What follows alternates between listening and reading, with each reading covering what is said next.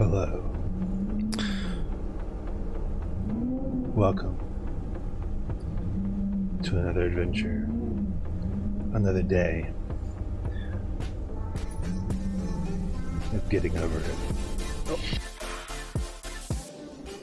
Oh. That timing on the music was pretty good, actually.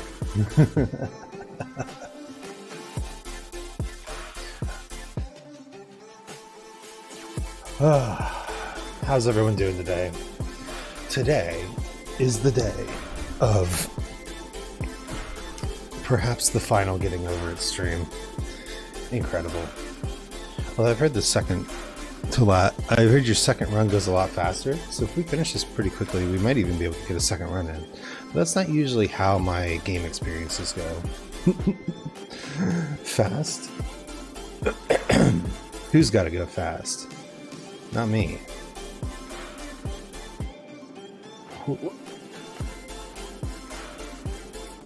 I'm the one who's got to take the time. And it's been 3 days since I did this. So, will anything even happen here? Don't ride the snake. That's the goal. Although that said, I'm not too afraid of the snake, because all that means is that I would have to go back and get back here, which all of the whoa. Ay. Okay, so this is actually good. I was just saying, all of the techniques that I learned last time, I would need to review them. If you recall, I've only made it through Orange Hell once. And it's important to remember that, look at that, first try hat jump.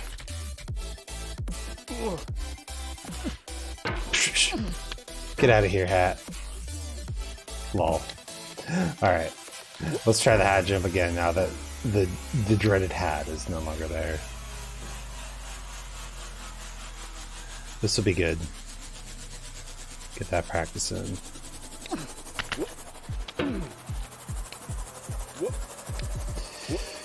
Yeah, so this is probably for the best. I need to warm up, essentially. We could technically start each run completely over.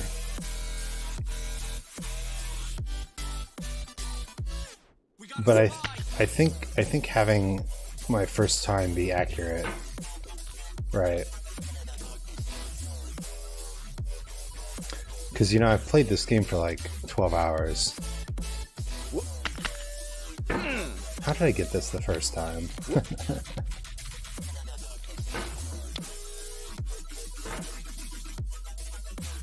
So I had an unscheduled, or a stream that wasn't on my usual schedule yesterday, and wow.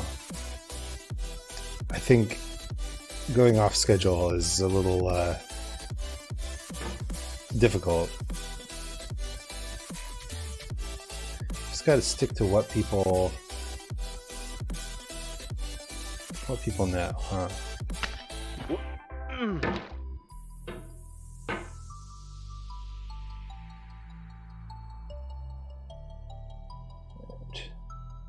Not too close to the rock, but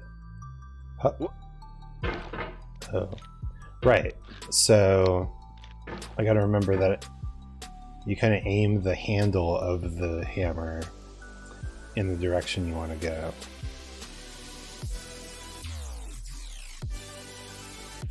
So, I'm still not doing it right. Doing it right. Everybody will be dancing and we're doing it right. How about this music? Pretty cool, right? I'm enjoying it. The music, I tested out the YouTube safe button on Pretzel Rocks. And hey, guess what? It worked. There was no copyright claims on my YouTube channel this time. How about that? Pretty nice. There we go. Nice and straight up.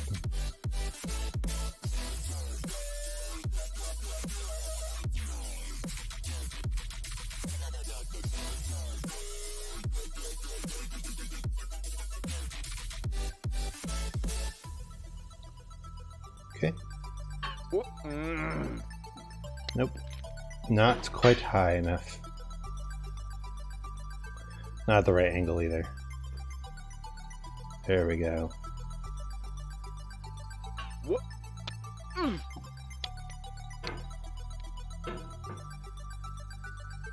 Slow and steady. I've got a lot of practice on this anvil jump.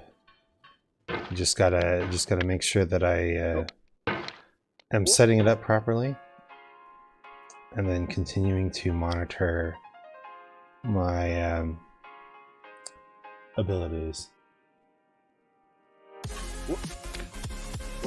Not bad. I've seen better.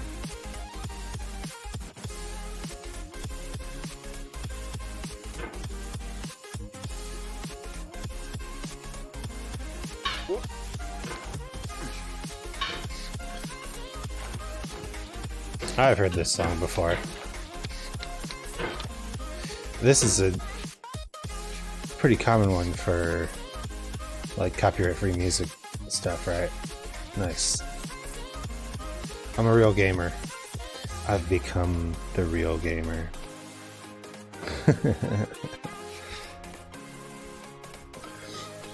This is kind of a weird week this week.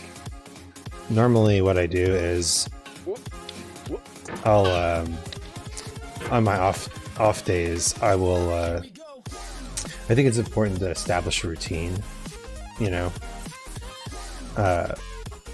So on my off days I'll still work on stream stuff, but like adding new alerts or editing a video or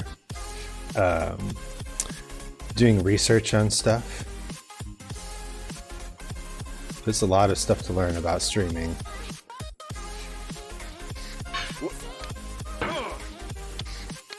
Now see, that was a good amount of force. Just at the wrong angle, I think. I did not set myself up properly.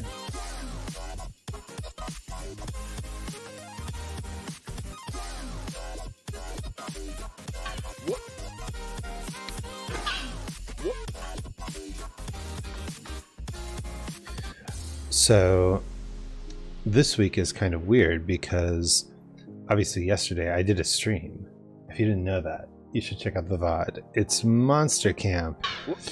We didn't actually finish the game because we picked a game that was way too long. Did not realize how much banter there was going to be. But supposedly the game was supposed to take like an hour and a half. After almost 3 hours, we weren't even halfway through the game. So yeah, the banter was real. There we go. That's the angle and power that I'm looking for. But tomorrow I actually won't get to do a whole lot of prep either, because I am going to get my blood drawn. We went to the doctor's office and they're like, do you have blood tests? I'm like, not particularly recent ones. Nice. Invincible. And the German doctor, who spoke quite good English, but not quite perfect, basically said, yes, we'll take your blood, and that way we can control your blood. I'm like, well, never had my blood controlled before. Sounds intense. Okay, I'm going to try a new technique on these rocks, which I've learned from watching the great Sarasvana, who recently set the HoloLive record for getting over it speedrun. Dang. I guess that's what happens when you play Getting Over It at the end of every stream. So she did that. Beautiful. Holy smokes. Okay. Love that technique. Alright. Let's try that again. Whoop. Amazing. Thank you, Sarasvana. You're the real MVP.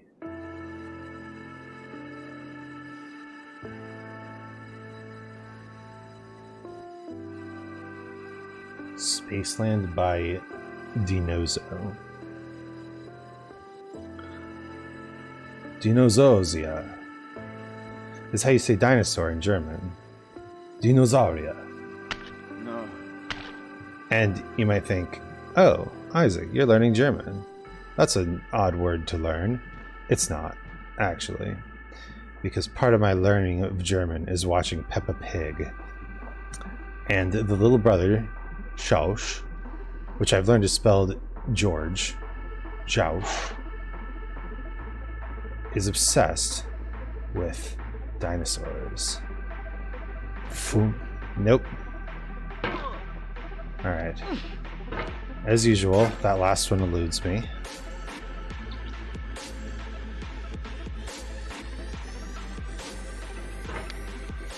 I was thinking about pushing the hat off, but whatever.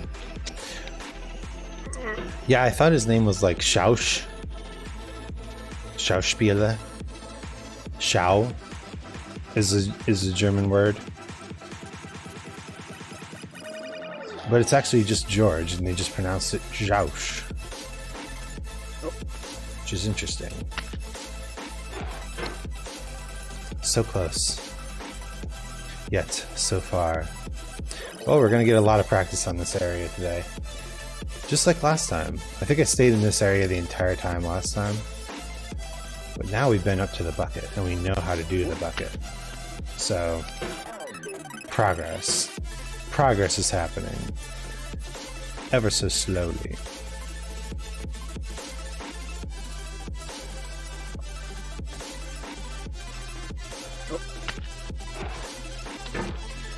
I think on that last rock, it's... I shouldn't...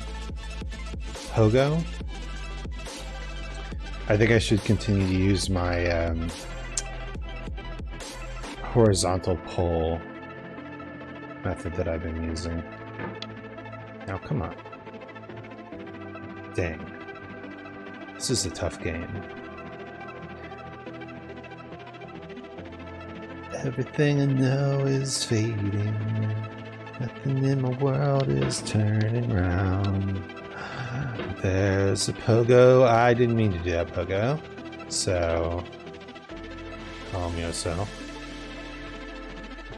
Calm yourself, man in the pot.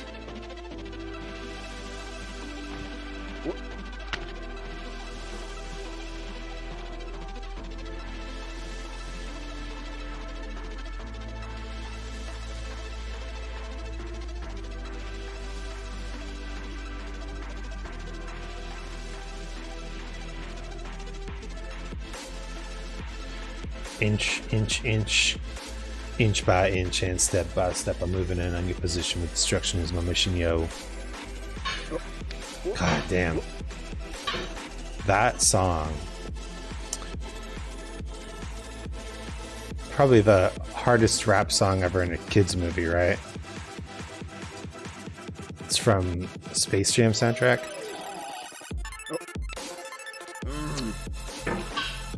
And they just happen to get a ton of cool rappers on there. So many cool rappers. Cool.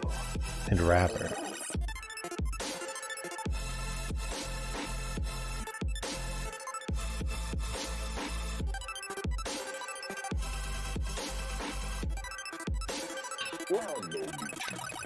Interesting. So I really have to center myself on this corner, huh?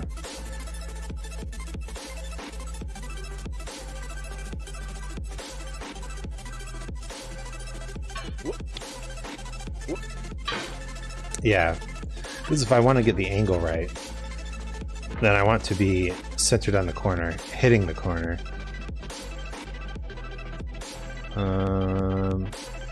Pretty close. Yeah, like that. Okay. Alright, alright.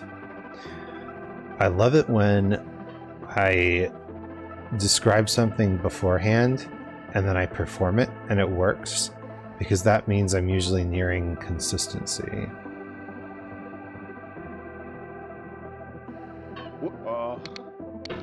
Yep.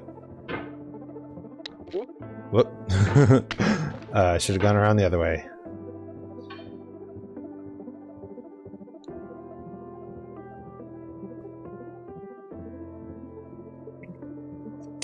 So I had a little saga this week on Magic the Gathering.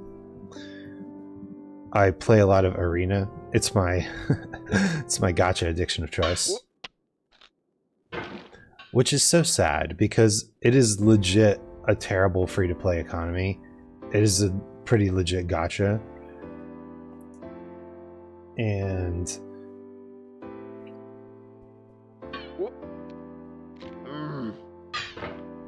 it's a shame because Magic the Gathering as a game is incredible, right? The designers do a great job. The history of the game is deep and complex. There's a lot that goes into the game. I mean, Mark Rosewater, the lead designer of Magic the Gathering, is just widely considered one of the best game designers ever because of all the many hours he's put into this game just to make it really good and to constantly update it, right? To rotate out bad cards and ban overly powerful cards, or I guess now change overly powerful cards.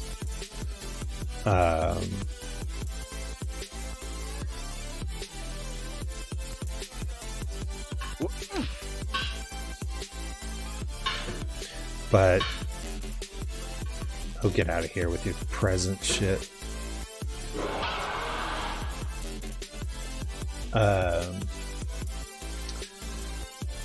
Yep, Magic the Gathering is my gacha addiction of choice. And I guess if I'm using gacha terms, I had some shit rolls this week. So you can buy individual packs, which is, I think, what most gacha players would consider a roll, right? Every set is a banner. A new set comes out every few months, and your gacha, your card picks are based on you purchasing a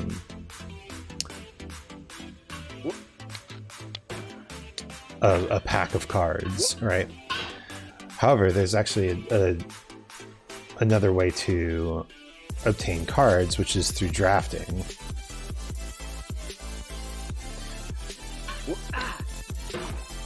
And drafting is, I would say, 50% luck, 50% skill, right?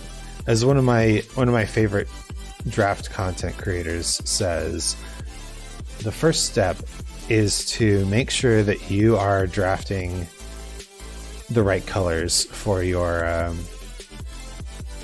seat, right?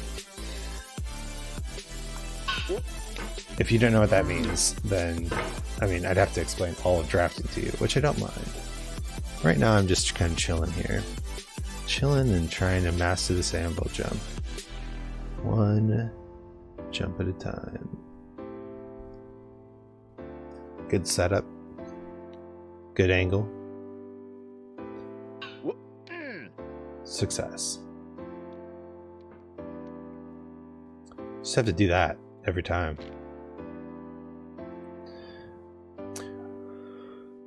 So basically in a draft, you and 7 other people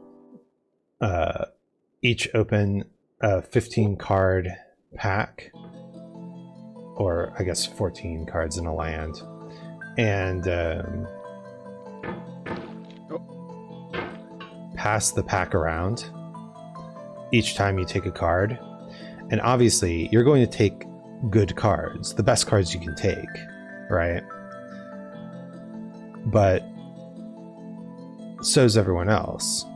So that means based on what cards make it to your seat, you could potentially, you know, get some really good cards, get some really bad cards. But the important thing is that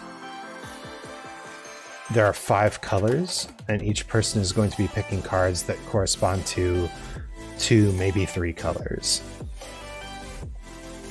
So there are 10 combinations of 2 colors, and there are 8 players, so usually there are enough cards to go around.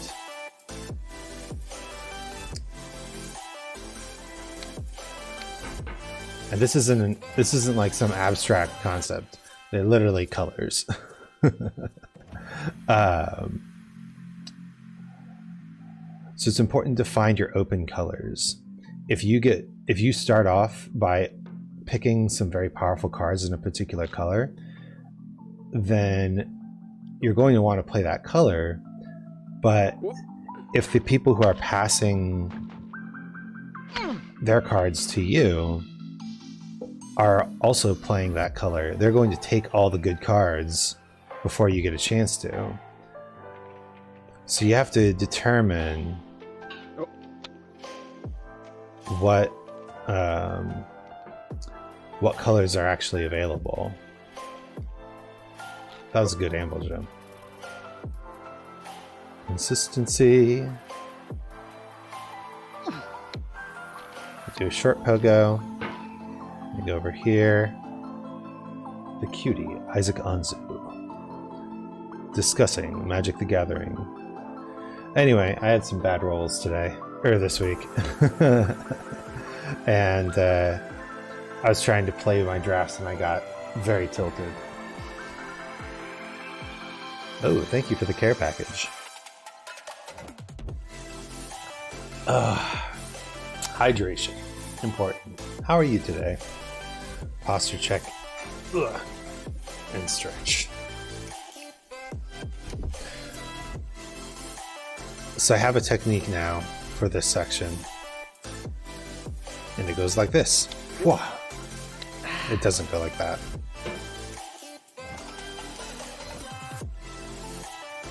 Maybe I should... You're okay, but you just came back from the hospital. Is everything alright with that? How are you?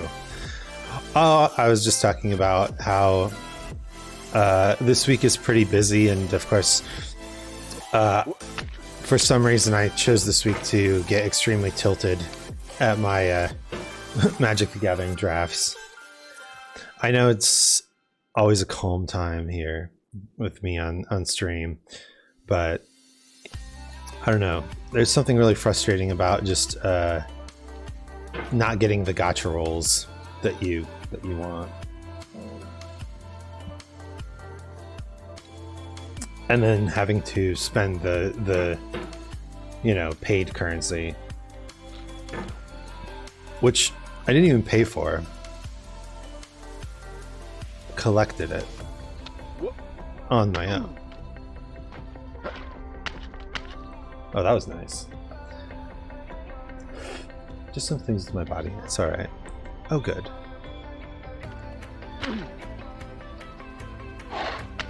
Oh. For this one, let's try... Sucks you didn't get the shit you wanted. Yeah, on one of the drafts in particular, I felt like I had a lot of cards available for my archetype. I just didn't find the good payoff cards in any of the packs that I opened. Oh, shit happens. It's interesting because there are people who say you can get to infinite drafting, right? But they must be really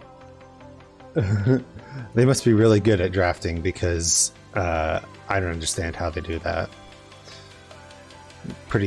Must pretty consistently get the good win rate, which I guess I'm not there yet.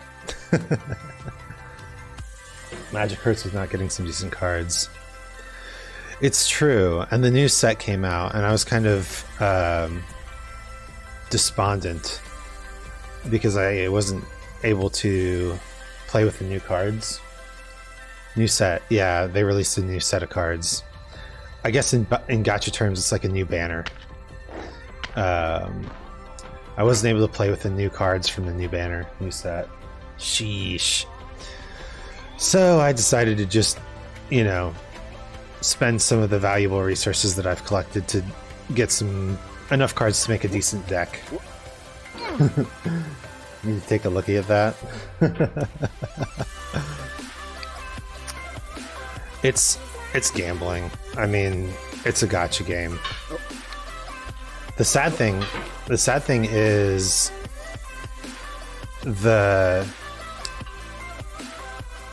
real life Magic the Gathering card thing is not all that different, because you still buy packs and open them up, and there's random cards in there, and most of them are shit. And the players that spend like $300 end up making really good decks and just completely dominating. It is super fun to open up the packs though, and they smell amazing. I don't know what publishing house Wizards of the Coast uses, but all the D&D books and all the Magic the Gathering card packs just smell so flippin' good when you open them up. You get good cards from the IRL decks. Nice, nice. Yeah, I think that's the way to go. Or what I was saying is, the nice thing about Magic the Gathering is you actually never need to buy a literal pack of cards, because the people with tons of money and gambling addictions that open tons of packs often will sell their cards back to the game store once they don't need them anymore, and for various reasons.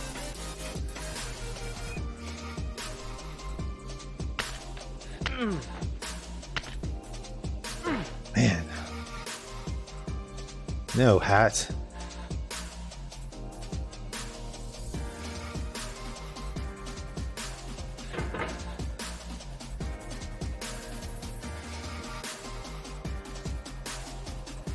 Get rid of this hat.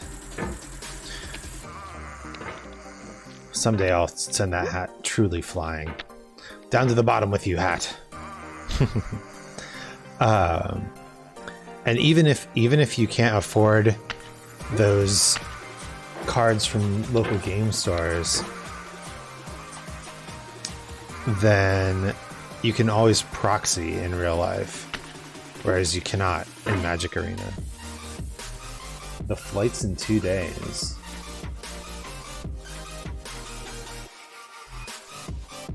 The flight.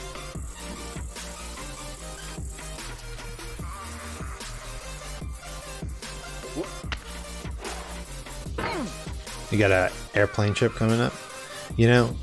I enjoy airplane trips. I can't, sleep during them.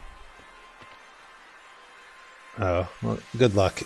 But I haven't had a bad experience. I don't even know what would you consider a bad experience. Oh, you're not excited to go back to a place. Well,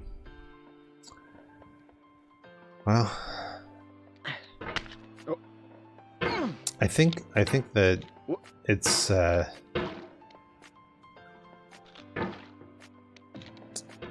it's important to kind of bring, mostly due to a certain someone of who I can potentially see, oh, yep, I've been in that situation before. Having that person who you know lives in a particular city or area and going back there and being like, oh, well, it would just be so peachy keen if I didn't run into them.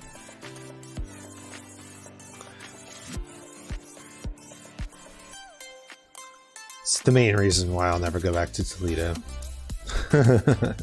Oh, Toledo. If you're from outside Ohio and you say, what's the shittiest city in Ohio? You'd be like, I don't know, Cleveland. But if you're from inside Ohio, you say Toledo every time.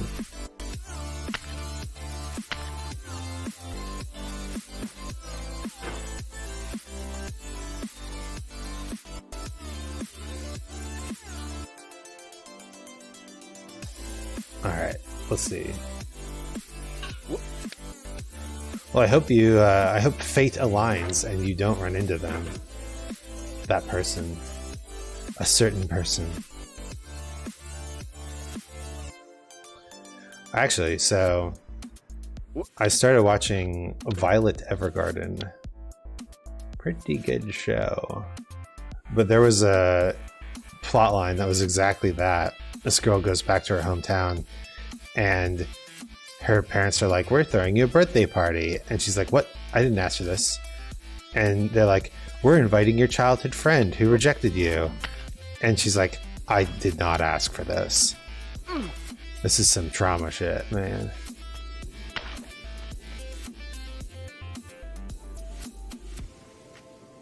How do I get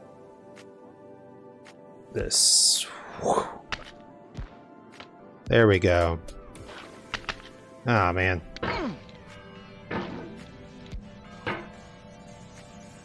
That was probably too close for comfort.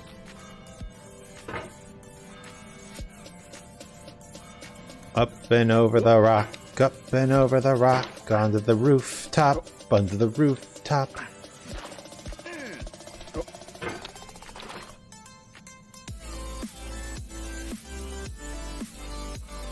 Let's, whoop. There we go. This hat just needs to get out of here. Yes, you hat.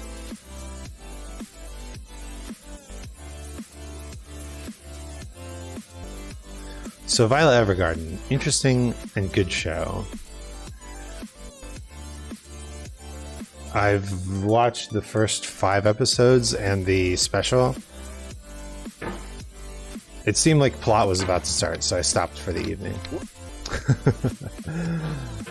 But, I mean, plot had already started. Just more like character development plot rather than character revelation plot.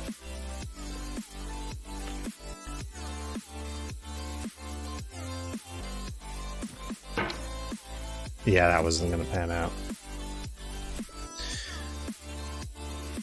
It's actually the first anime that I've legit watched in a little while. Although my wife and I watched Komi-san, which was cute as heck. And what else do we watch? Something. Something of which I cannot remember.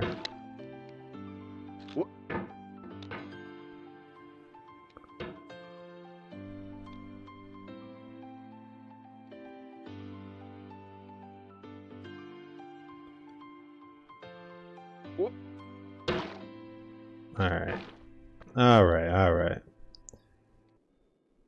Got to focus.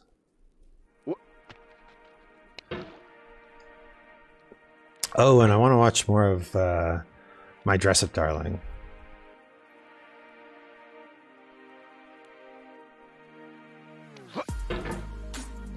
Because goddamn, that shows.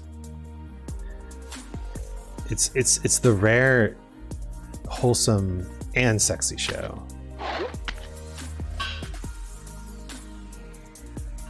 There are so many shows that are basically just like, yeah, this is just a hentai plot. But My Dress Up Darling is like, this is a romance plot with nudity. Well, swimsuit level nudity. What are you afraid of? Nice.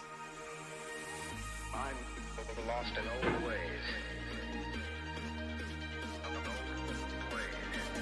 I'm not afraid. Well, here goes nothing. Lift myself onto the platform. I guess this works.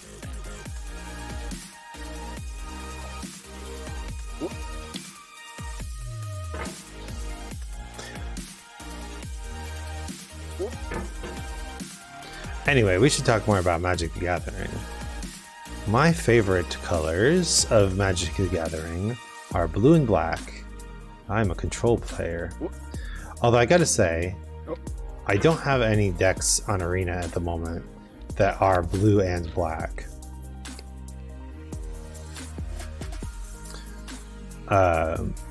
Because I don't particularly like the classic control mentality, right? The counter everything, destroy everything, get your win con on the field, and then win. I'm not a huge fan of that style of play. I much prefer more combo oriented control, where you have a lot of synergy that leads to your win con. So although all my decks are partially blue or black, they have a lot of different play styles. Only one of them I would consider like a classic control, and even then it's more like control ramp, right? It's more like set up cards and win with big creatures, right? Because the win con is essentially either a 5-drop or a 7-drop. So you can't just sit there and wait for, you know, your opponent to mill out, or your I don't know, mythic rare card to hit the top of your deck. There's combo elements to it, which I really enjoy. But then most of my other, I mean, they're controlling a little bit in the sense that I want interaction. I want to play against my opponent. I don't just want to blanket destroy everything, but I also don't want to just ignore my opponent and set up an aggro board, right? My aggro decks, if you could call them that, are more like mid-rangey synergy decks that focus on creature attacks in order to win. And yes, occasionally they do curve out and get insane aggro, but if your deck wins when you curve out and it doesn't win when it doesn't curve out, it's not a good deck. Because you're not going to curve out perfectly every game, right? You need interaction and you need staying power.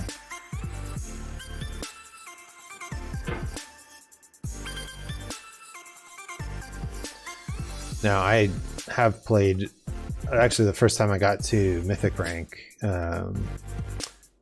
was with a Goblins deck wins sort of deck.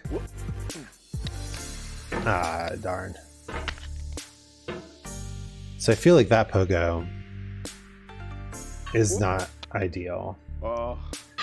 Because unlike this Pogo, I don't know, there's less time to practice it.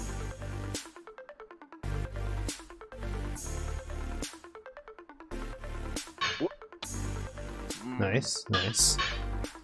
Getting better at this. Seeing the limits and range of our position versus the hammer strike.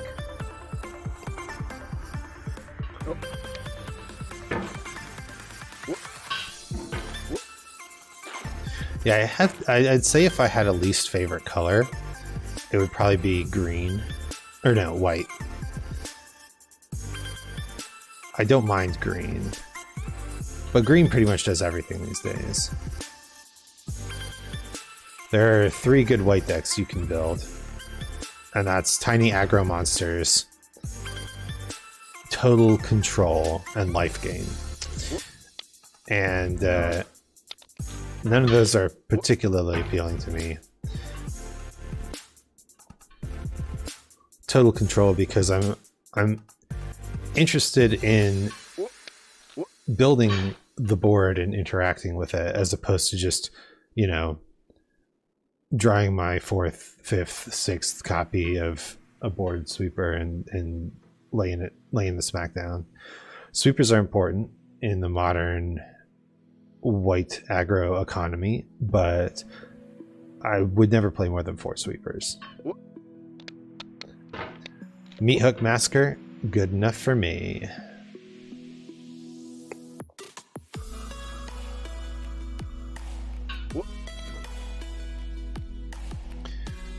There's actually a card from Crimson Vow that I'm interested in trying out as a sweeper in some of the blue decks. It's called Consuming Tide. With the current artifact enchantment economy, I think it would be really good. Because what you could do is you could bounce essentially everything, but if your opponent has a saga or a really important artifact or enchantment that's fueling their board, which is more and more common these days. Fuck. Not what I meant to do. Then they will almost certainly pick that card as their card that they don't return with Consuming Tide, which can allow you to drive in with your best creature.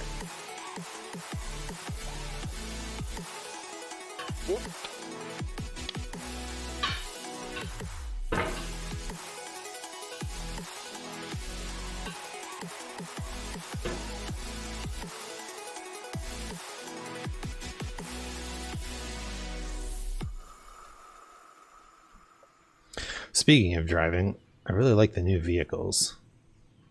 So Kamigawa Neon Dynasty also brought back vehicles.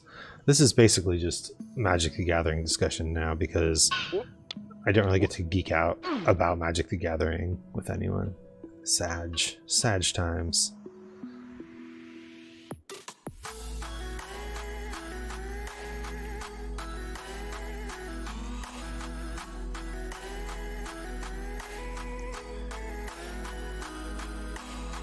I need to get back into the habit of trying to build my own deck lists. Because I'm noticing that, you know, one thing that could improve my drafting is thinking about how a card or cards would fit into the potential deck as I'm drafting, right?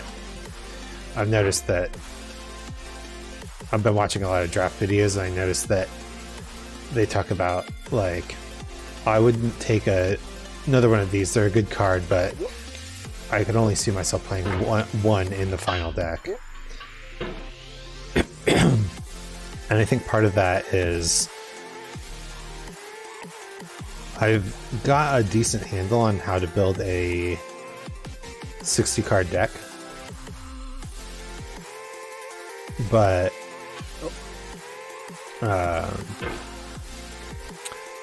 not so much a 40 card deck, which is what Limited is about.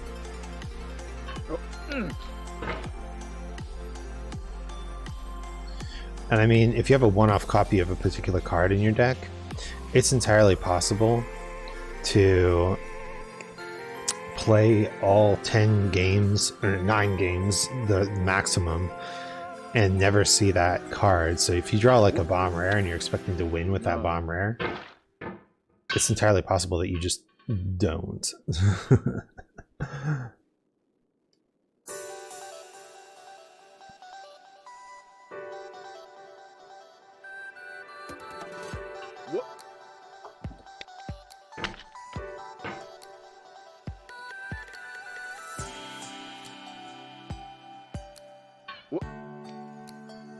All right. Need to continue to pay attention to the angle of the hammer handle. But I'm getting better at this anvil jump. Like a goddamn.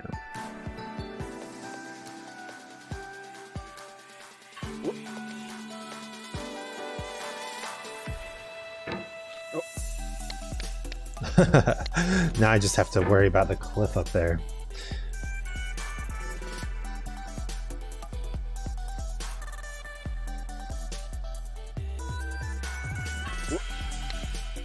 No. Not quite far enough. You got to get the angle right so that you can get enough height as well as close enough to the cliff. See? That was enough height, but not close enough to the cliff. Okay. It's only been 45 minutes since I started stream. Thanks for stopping in, King Man. I appreciate the conversation. I hope your flight goes well. Oh.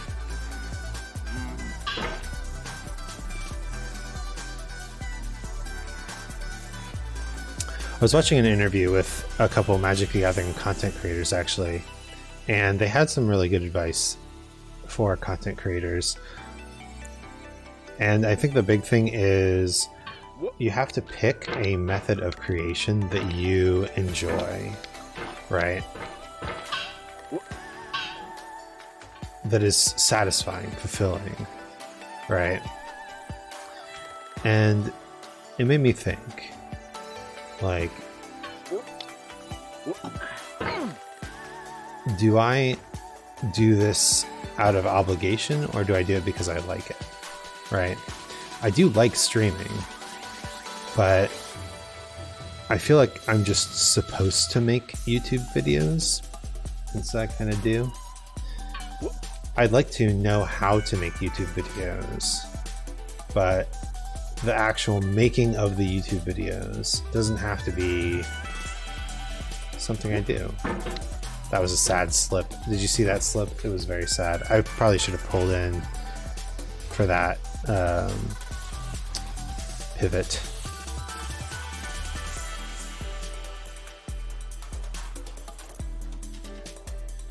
I think it's important to have a little bit of experience in a lot of things so that you can talk to people about things. Like if I was to ever hire a video editor. Ooh. Living on the edge.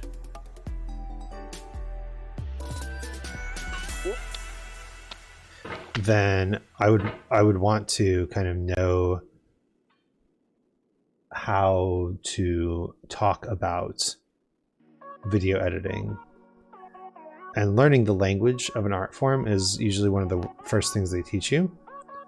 So it's actually kind of convenient. Oh no. This song's called Duck Face. That's pretty great.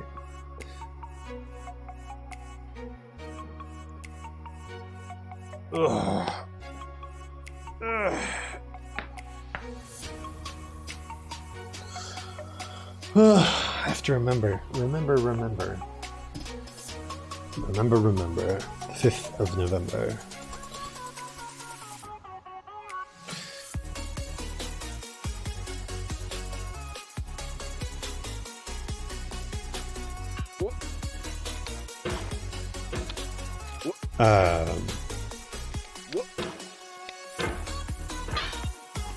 I have to remember to keep my shoulder in place.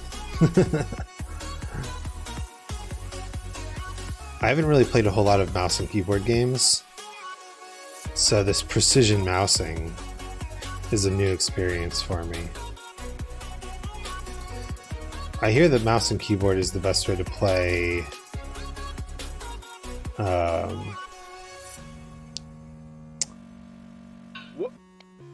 first-person shooters. And I could see that.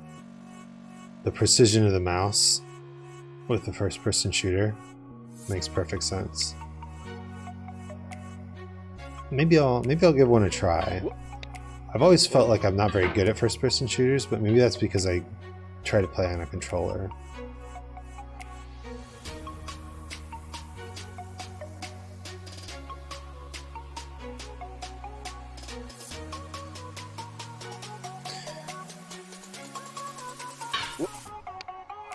No.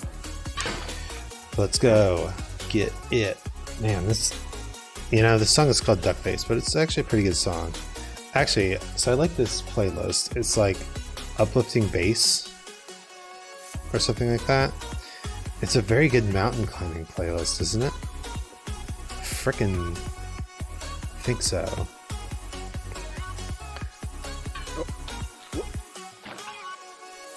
Just here, practicing the anvil jump, making my way.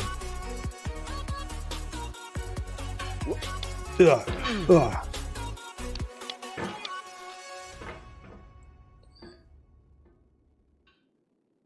Step, move, step, move.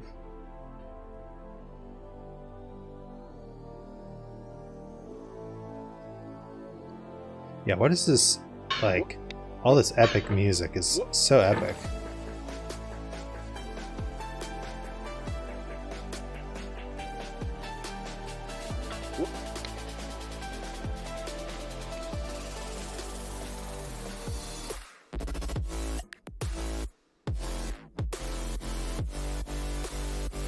Crazy epicness.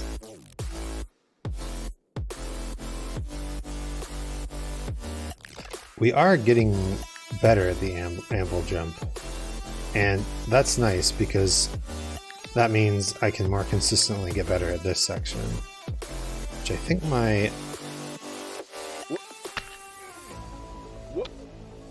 best bet has been this little fling here.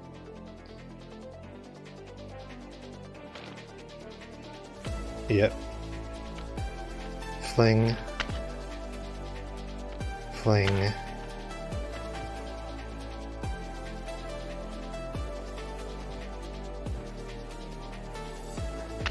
Fling. Fling. No. The flippin' hat. Whereas the boat and I were lovers, the hat and I are enemies.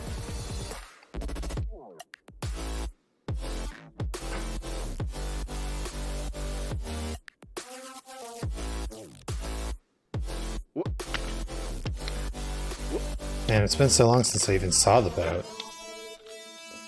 It's probably been like at least 6 hours in game. I wonder what boat is thinking right now. Lonely? So lonely, boat. I'm just a lonely boat. I was just a lonely girl in the eyes of my inner child. God. Sophie made good music.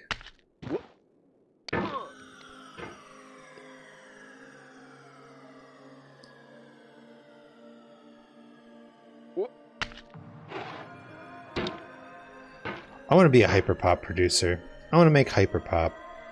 That's what I want to do. I listen to this stuff, this hyperpop stuff, and I'm like, that's sick. I want to do that. How do I make the big sound? How do I make the bass that rocks? The funk that's fresh? Can I make hyper funk? I think I can. We're going hyper funk, bros. In a time where funk is returning to its roots, one chimera dares to make hyper funk.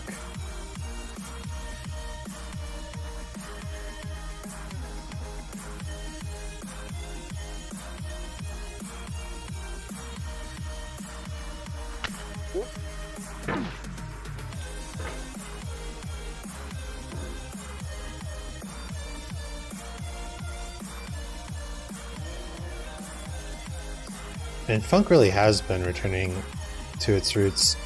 There's a lot of bands out there that are like, oh yeah, we do funk. We are a 7-person funk group. Just like classic funk. Like real instruments, slick bass lines, and me alone trying to make music all by my lonesome. That was the first triangle jump. Not bad. Well, it's good. The more we fall, the faster we learn to get back up, the more attempts we get at this upper boulder section. Right? Going for consistency of method.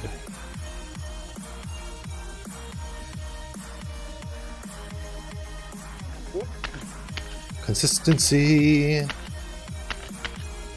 Consistency.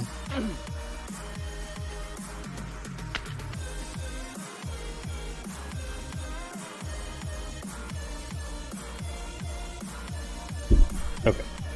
I gotta move my mouse back to the top of my desk. That's what I'm talking about.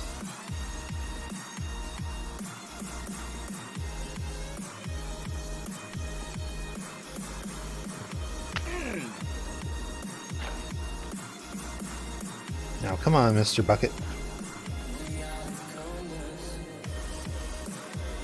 Okay.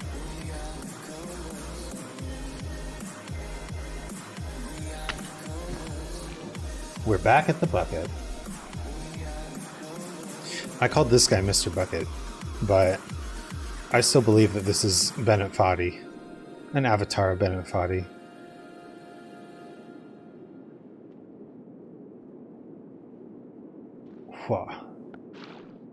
Oh. Right back where we started, only an hour later. But guess what? I'm warmed up now, so Bucket, you better watch out.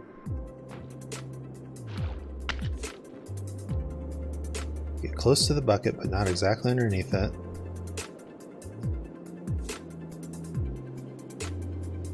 Push up and try to snag the bucket.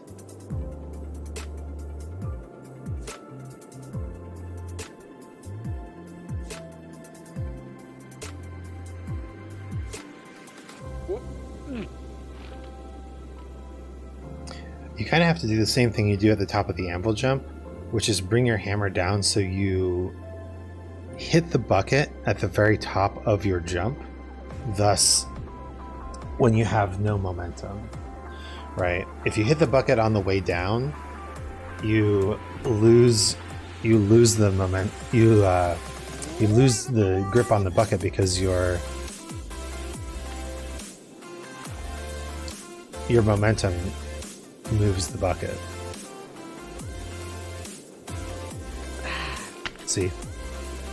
You just bounce right off of it. Okay. That was a little scary. Let's not do that.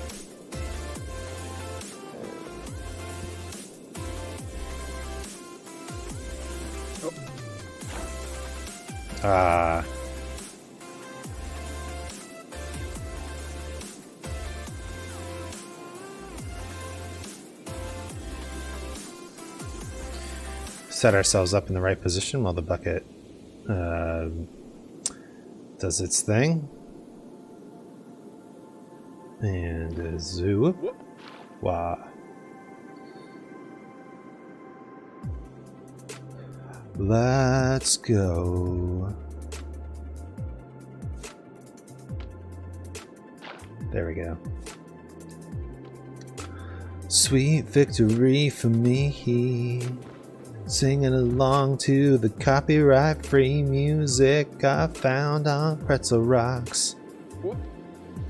Like that. Hell yeah. Okay. So I want the hammer to be centered. What is up the world?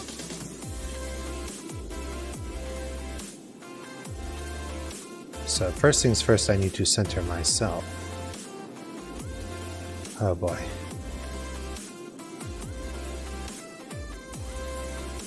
Get in the bucket.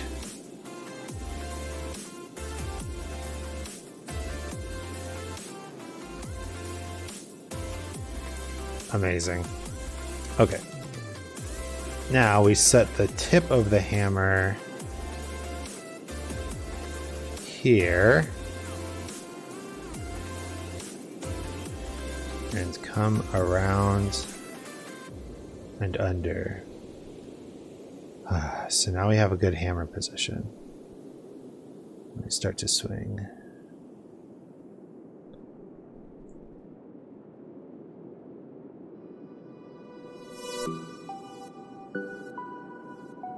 Very cautiously. And then up. Oh my god, I did it! Nice. Okay. So can you hold on to this? I doubt it. You totally can. So how do you get there from here? All the speedrunners I've seen don't even use this platform. Shade, hello! Shade, how do I get over there? Help me, Shade, you're my only hope.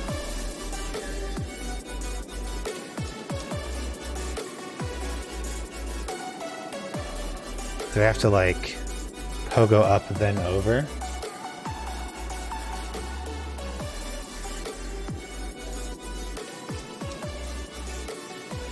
I'm actually here now. I was in an ad for a little bit. Oh. Welcome. Look, I made it past the bucket. How do I get over there now? Is this... Oh, you know what this is?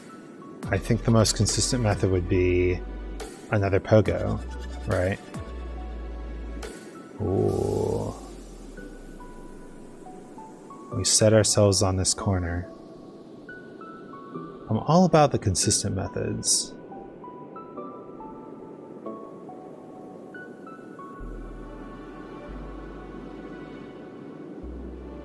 Look at that. I dare say, it's a bit perilous, but we must take the chance. Ah, darn. Okay. Fair enough. But now I've done the bucket once. I think maybe that would have been enough if I had timed the momentum right. Yeah. This is, this part's a tricky little part. Anyway, how are you today? How's it going? Anything unusual happen? By the way, glad you're happy with the icon I made you. Yes, I woke up late this morning and logged onto my computer like 5 minutes before I needed to stream, and I saw the icon and I'm like, oh, hell yeah. I didn't actually have time to change it, my Twitter profile picture to it, before I started streaming, but I will do that right after the stream. It's pretty funny. And it accurately represents my mental state as I struggle through the long wait towards Elden Ring. The long dark wait of night. As I patiently wait for Elden Ring to emerge from its cocoon. Oh, come on.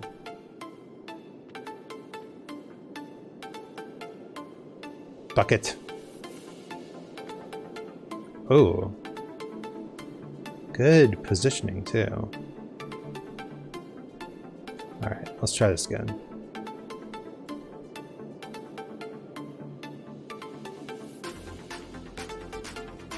Actually, no, not good positioning. Okay. let's set the position then. Oh wait, that actually does it. Look at that centered hammer, I love it.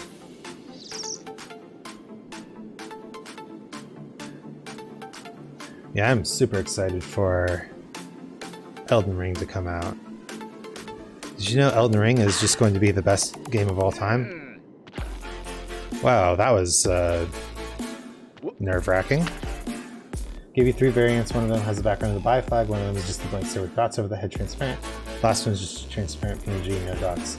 Made it more accessible for you to adjust it however you would like. Thank you. I'll put them all in my fan art folder. Well, actually, the transparent ones are probably going to be pretty useful. I should put them in like my images of myself folder.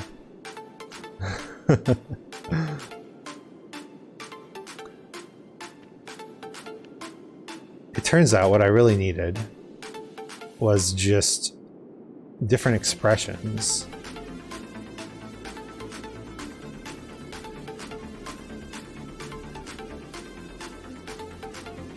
Maybe I could...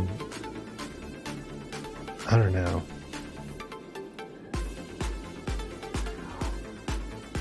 I've heard that you can animate things in pretty much any movie editor. But I don't know if my little open source movie editor is that powerful, actually.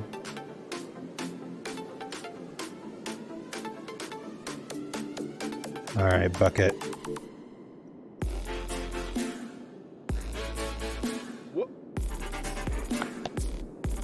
Ah, darn. Close. Alright, I've got a method. Gets me to do something. I'm usually stuck at home. I don't get out that much. The only time I do is get out to take the kids on a wagon ride around the block.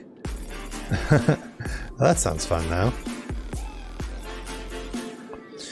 Yeah, I appreciate all the art you do. It's really quite good. You've got a style. And honestly, I really like the art that you did for the collab we did yesterday. I look very smug. I like it. Whoa.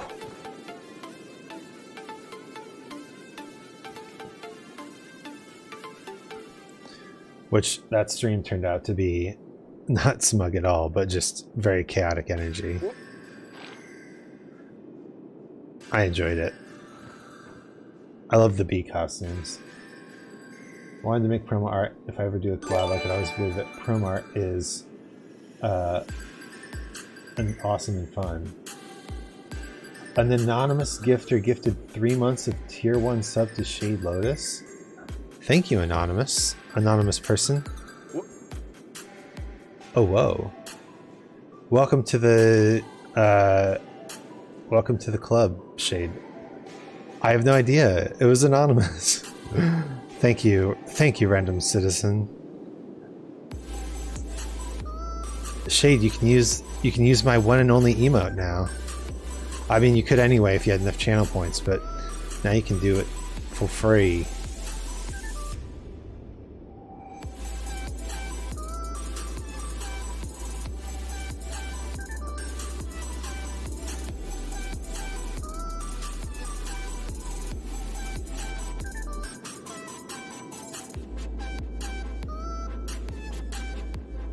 That's awesome.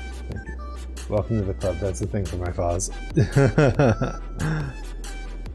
Yeah, I don't have enough subscribers or anything like that to have like a subscriber name.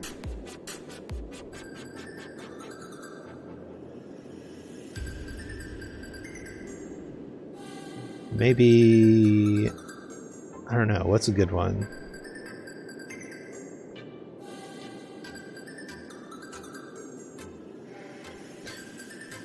Well, I did name the tiers, right? I can't remember what the tiers are even. But I do remember naming them. Why is my hammer sliding? Why are you sliding, hammer?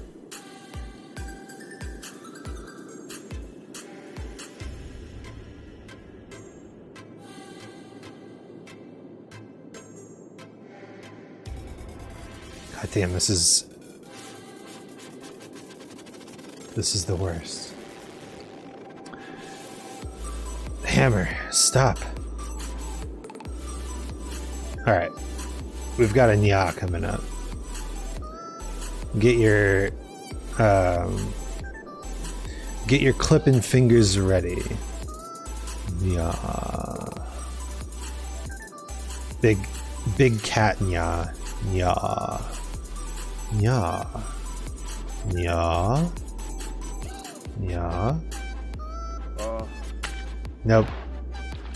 That's too far, Nya. Too far, Nya. Too far for me, Nya. Oh, big cats don't meow, right? They growl. You stay right there. I'll be back up on you in a second.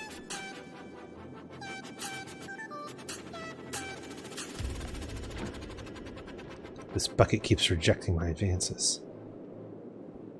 Come on, bucket. I believe.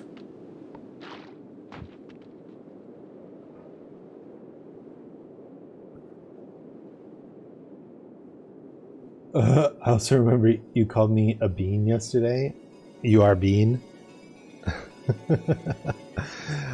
So, I don't usually spell bean that way.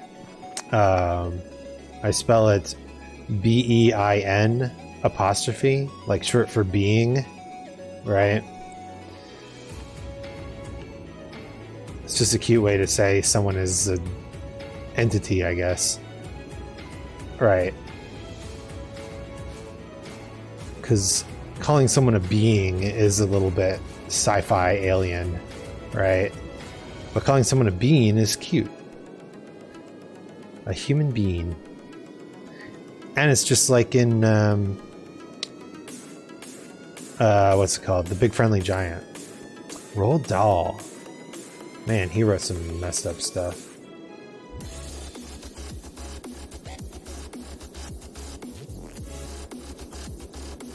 I usually call people bean because it's fun. It is fun.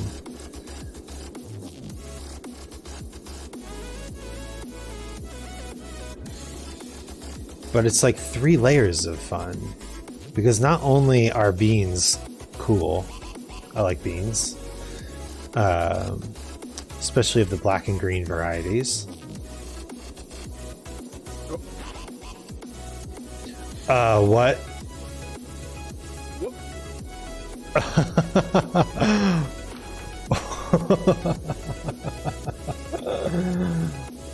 Okay, I'm going to do work. I'm going to give you my views while I work.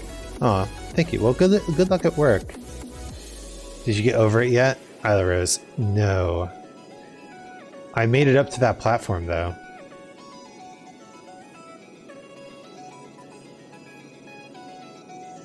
Wait, stop.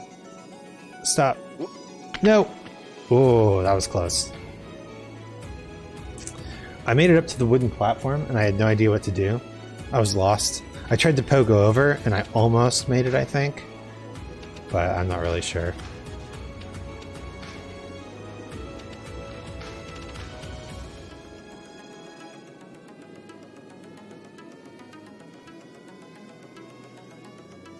Yeah, we are... I actually fell down. I fell down from here. And so I've gotten even better at the amble jump now. But we're back here. We're bucketing it up. Bucketing it up. Bucketing it up. We're bucketing it up.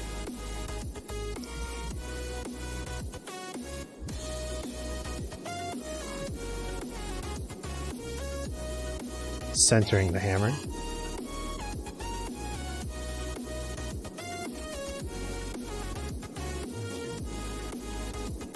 being very, very cautious.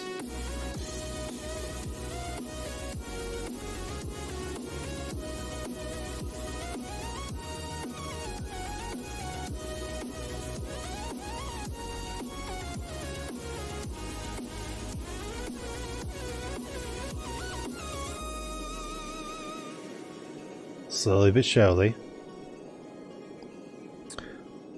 Look at that centering. Amazing. Okay. Let's slowly start to swing. You know, it's kind of funny. When I was watching videos of this game, I always saw people doing the bucket, and I thought, what a difficult challenge. I never thought that I'd actually be able to, like, halfway decently do the bucket. The ice, there's snow here, so it's literally an ice bucket challenge. There's got to be, I mean, there's got to be ice in that bucket, right? It's got to be full of ice. Otherwise, how would your hammer get to there? Isla Rose subscribed to tier 1. You'll get it eventually. Thank you. And thank you for the subscription. I'm pretty sure you're the first person to... wait, no. Second person. Sorry. I forgot. My artist has a Prime sub that she renewed. But yeah, you're like the second person to subscribe for more than 1 month. And also Prime subs are like... I wouldn't call them not real. They're definitely real. Oh my god, look at that amazing hammer. But I appreciate you spending money on my content. Because, you know, that's the goal, right? Oh my gosh. Oh, oh, who needs the wooden ledge? Get out of here. Okay. Well, that'll never happen again. So we better make this count. Okay. Big jump. All right. Now I've heard that there's hooks on this mountain. Yeah, look at that. A nice hook into which I can settle. My content is worth it. Thank you. I enjoy making this sort of streaming content. I actually had a struggle for a long time. The mountain is windmill heaven. I don't want to do that. I want to be cautious.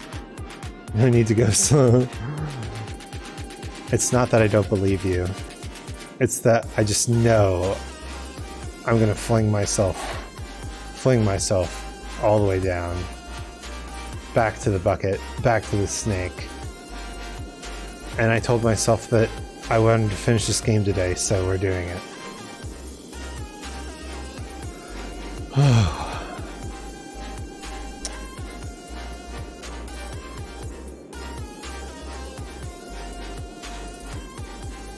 There.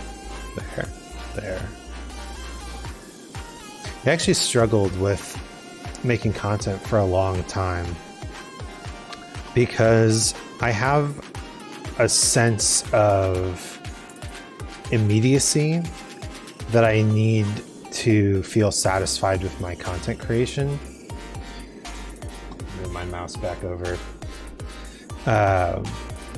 It's that sense of the art and the act of creation being very much in sync with each other.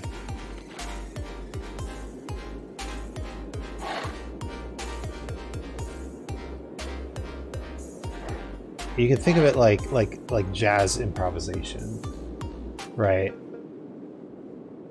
For me, I need to be able to improvise. I need to be able to create at the same time that the audience is experiencing, right?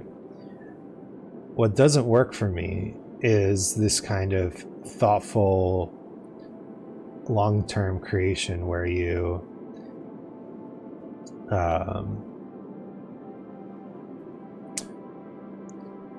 put something together and then have people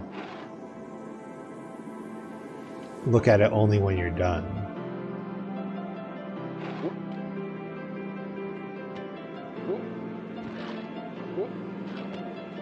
All right, we're trying to windmill.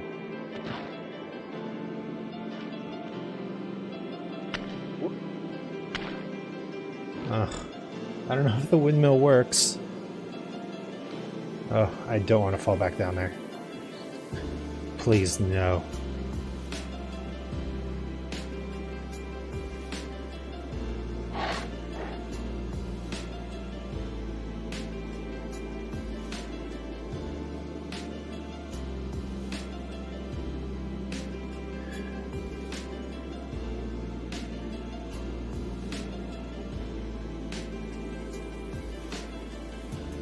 And that's why I really enjoyed doing improv comedy. Like, whose line is it anyway? Keep the hammer tight to your body when you're pulling up. Oh, right. Because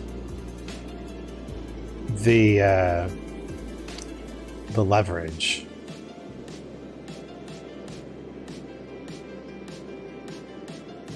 There we go.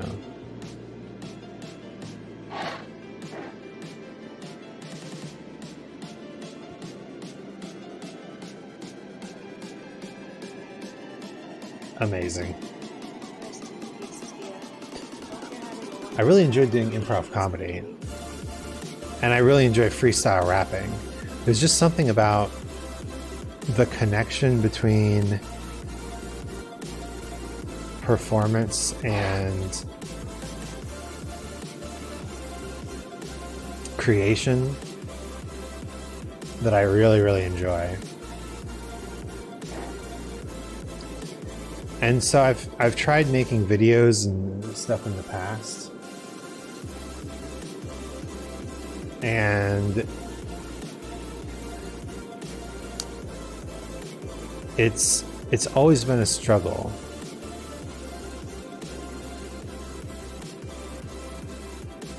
But streaming, I've stuck with streaming for longer than I've stuck with most things. Except maybe music. Please let me get up the mountain. All I want to do is hear Bennett Foddy's next philosophical musing. I know I'm there soon.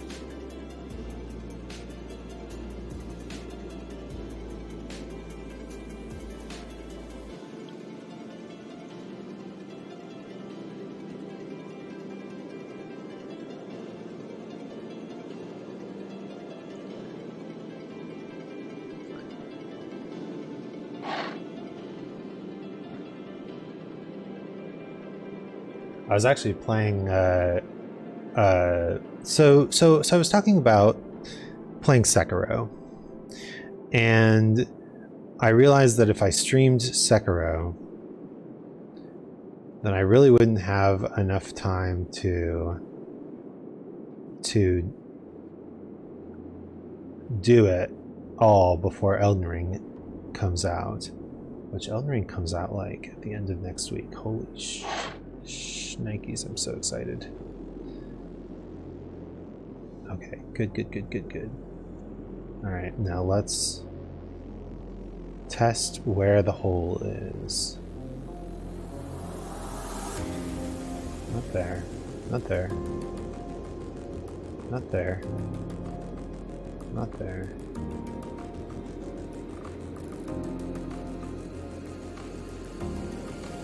Is it all the way?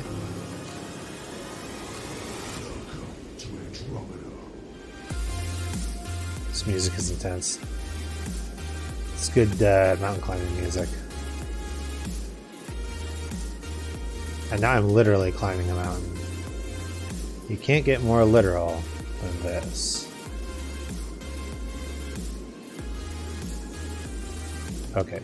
I know at some point on this mountain there is a part where you actually have to, if you're doing the slow way, You actually have to pogo, so maybe this is it.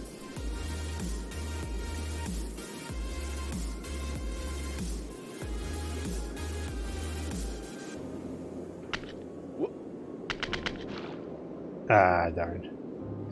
I think that's the spot though.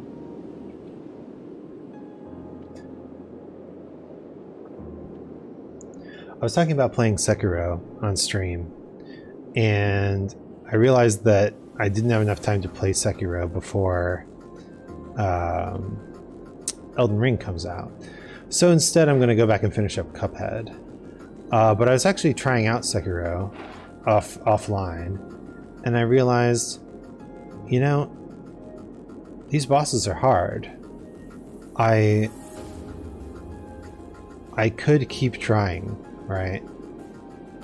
I could keep trying to beat them, but I felt like while I was doing it, I wanted to be talking to someone. I wanted to have a conversation. I wanted to be able to distract myself from the pain and torture that is doing a boss 100 times. Oh, baby. Got it.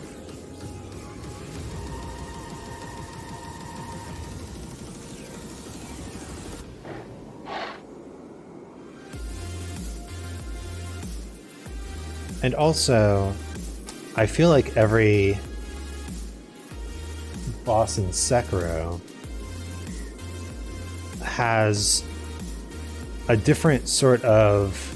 I think I really like Sekiro because they don't just do like, all right, here's boss number 1, time to... Oh man, thank you. Here's boss number 1, learn how to dodge. Here's boss number 2. Now that you know how to dodge a little bit differently. Right? There's... Oh man. Have you thought about who you are in this? Are you the man in the pot, Diogenes? Are you his hand? Are you the top of his hammer? This is some serious ASMR. I think not. Where your hand moves, the hammer may not follow. Nor the man, nor the man's hand. In this you're his will, his intent, the embodied resolve in his uphill ascent.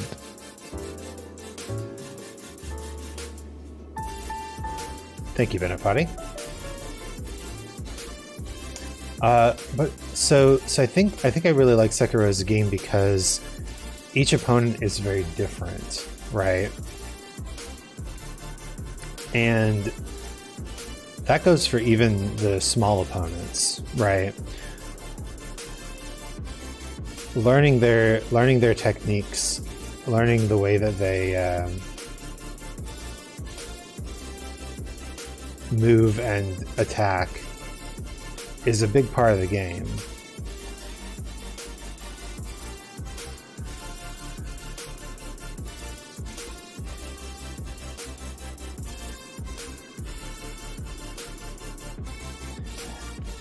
And as I was playing it, I'm like, I want to talk about this game. I want to talk about the design of this game. I want to talk about how it feels to play this game. I just had so many thoughts running through my head. All the things she said, all the things she said, running through my head, all the things she said. God damn, that's a good song. It's an older one. And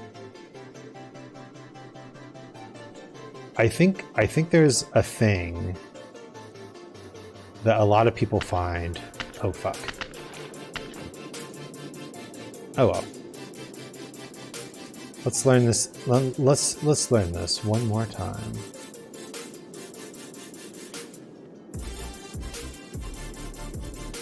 There's a thing that a lot of people find with doing a craft of any kind, like woodworking or I don't know, whatever, where you start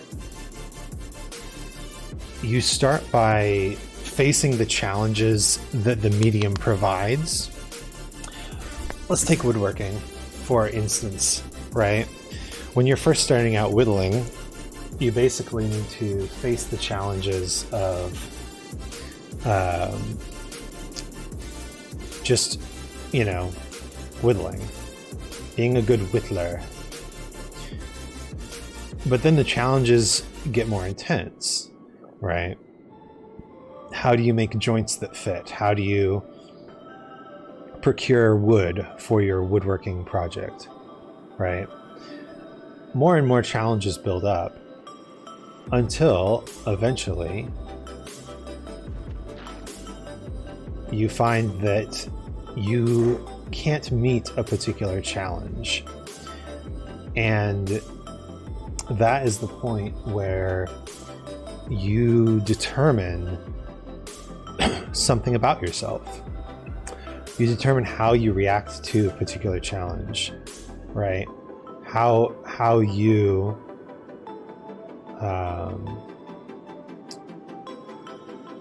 how you see the world, in a sense.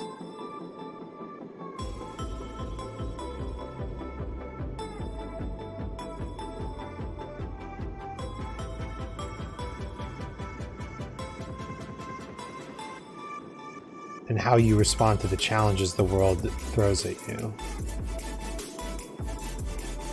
Oh, nice.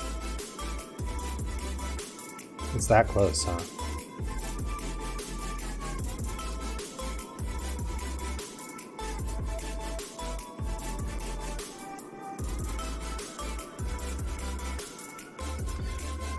And that's why I think a lot of people who engage in those sort of long-term hobbies end up saying that something about the hobby resonates with them. Something about the hobby kind of taught them how the world works, right? When I first started getting into improv, I read a couple books called, well, one in particular called Impro by Keith Johnstone. And in this book, he basically talks about how life is improvised. And through the techniques of improvisation and theater, we can not only be better, you know, comedic or dramatic improvisers, but we can also discover things about how society and ourselves work. Like, you can dissect the world according to the rules of improv. And I think that's true of pretty much any profession where you face challenges, or anything where you face challenges. I've seen videos of people talking about how the unrelenting difficulty and despair-inducing story of Dark Souls helped them make sense of the world and face their depression, because they learned to face challenges in that particular way.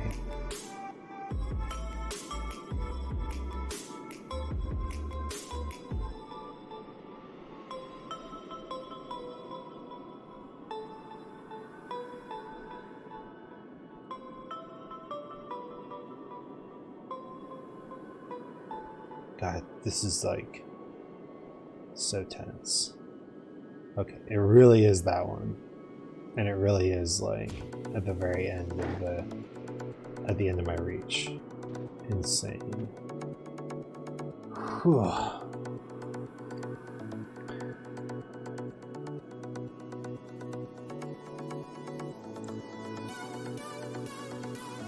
So this idea that, you know, you learn the morals and principles of your life through a craft is not all that uncommon. In fact, I think it's what nearly every craftsperson goes through.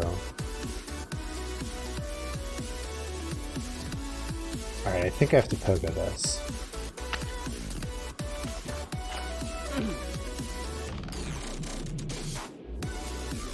Okay.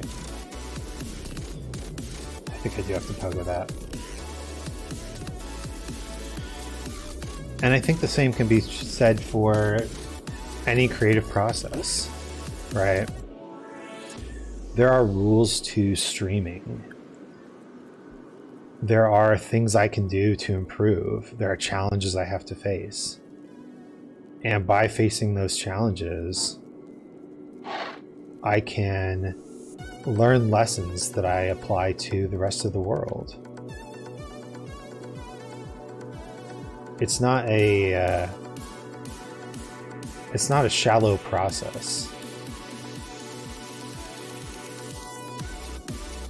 It's not just turn on a camera and, well, in my case, not even a camera. Turn on a video game and play, right? I think the people who turn on a video game and play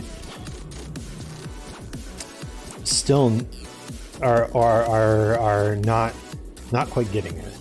Or the people who succeed simply by turning on a video game and playing know something else, right? About the video game itself, right? There's a guy who streams Magic the Gathering content. His name's Sanyo, and honestly, he's one of the best Control players that I've seen on the internet.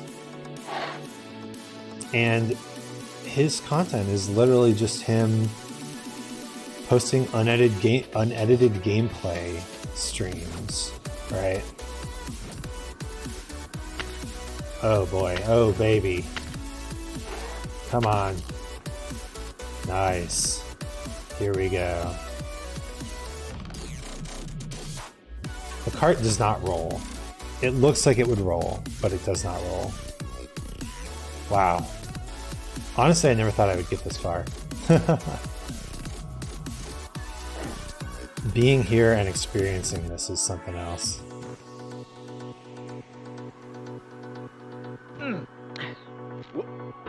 Okay. Now I know there's a way to soft lock. By God, you've done it. Good luck. Into space. You've conquered the ice cliff, the platforms, the church, and the rectory, the living room and the factory, the playground, the construction site, the granite rocks, and the lakeside. You've learned to hike. There's no way left to go but up, and in a moment I'll shut up. But let me say, I'm glad you came. ASMR Bennett Foddy is probably my favorite Bennett Foddy. Ooh, nice. Alright. This is just a series of pogos and hooks. I get it.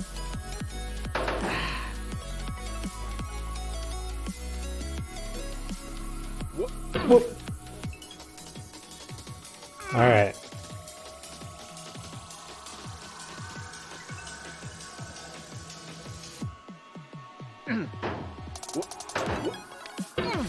Ah.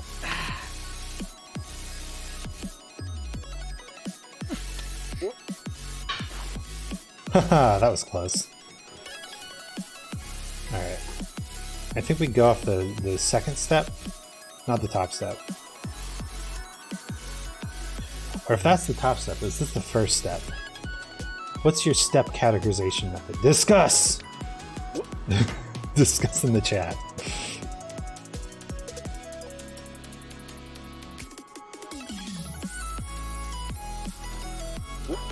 Oh, that's a thing you can hook on as well. Interesting.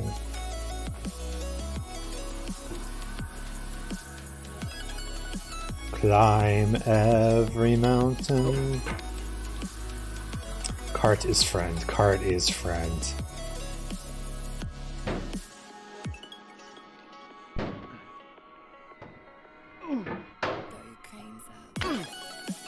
Woohoo! You can really fling yourself off this thing, and it's only going to get worse as I get higher. So far, now let me think if this is accurate. No, it's not. I was gonna say, so far, every time I've made progress, I've gone back beneath that point at least once. But there are two spots where that's not true. The first is Orange Hell. Once I made it past Orange Hell, I haven't ever gone back to below Orange Hell. Although I guess it's not too late for me to fling myself down the mountain and onto the snake. So, no promises. But then also, once I made it past Bucket, I haven't been back.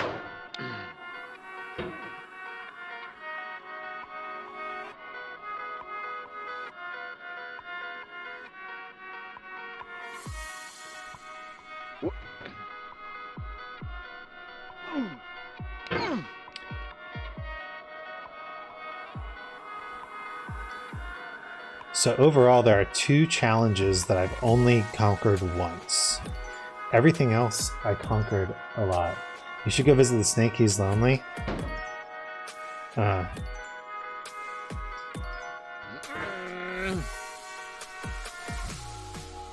Okay, alright. I don't think I want. No, I don't think I will.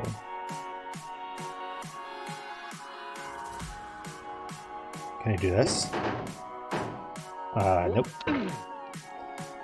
Wow. Alright. The last challenge of this game is still a challenge.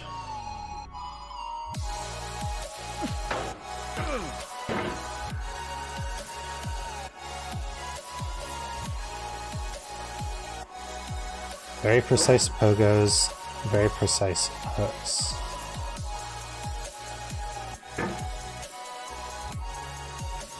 I didn't have the hammer grip for that one. Oh my gosh. Relax. Isaac is calm. Isaac is thoughtful. Isaac can do this. Self-talk, it's important. Have you ever thought of yourself as multiple selves? Not in a multiple personalities sort of way, but in a in the kind of sense that your past self and your future self are different than your present self. The self that controls your body is slightly different than the self that controls your mind. You have actually? I think it's a really useful way to think. You are not necessarily a whole being, but rather you are the sum of several beings. Because you can't truly say that you are the same person as you were years ago.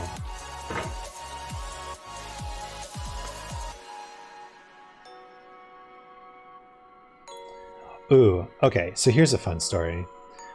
There's a scientific urban legend that every 7 years or so, all the cells in your body get replaced. It's actually not true. On average, a cell in your body is replaced every 7 years, which means you're averaging together all the skin cells that only last for a few days and cells that really do last your entire lifetime, such as, you know, the lens of your eyeball is a cell and it never gets replaced. The neurons in your brain, yeah, exactly. They do not get replaced.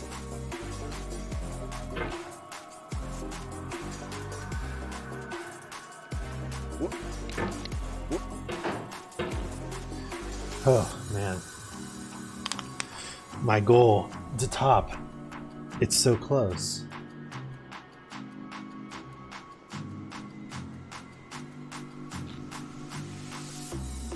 I think actually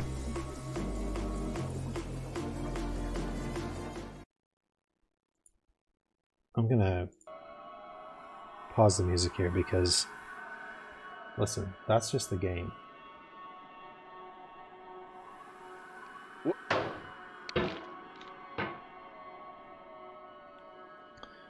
When I was younger, I actually saw myself as two different personas who acted kind of in tandem with each other. One was the more logical parts of myself, and the other one was the more emotional parts of myself. And it took me a while to reconcile those parts of myself because I felt like they were so different. And admittedly, this was at a very, hormone-driven, emotional time of my life. But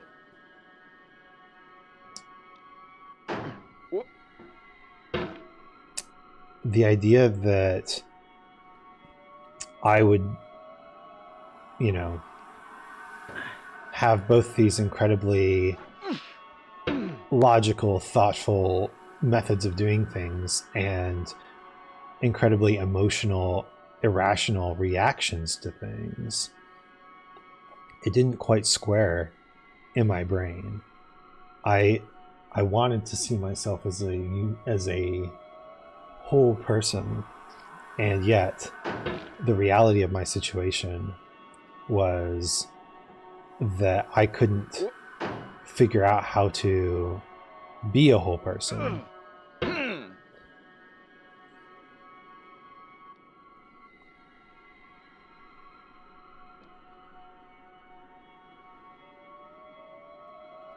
If I'm honest, I haven't really felt the emotional side of myself in a long time. It's hard. It's really hard. Because the emotional side of yourself doesn't have reasons for doing the things it does. And when you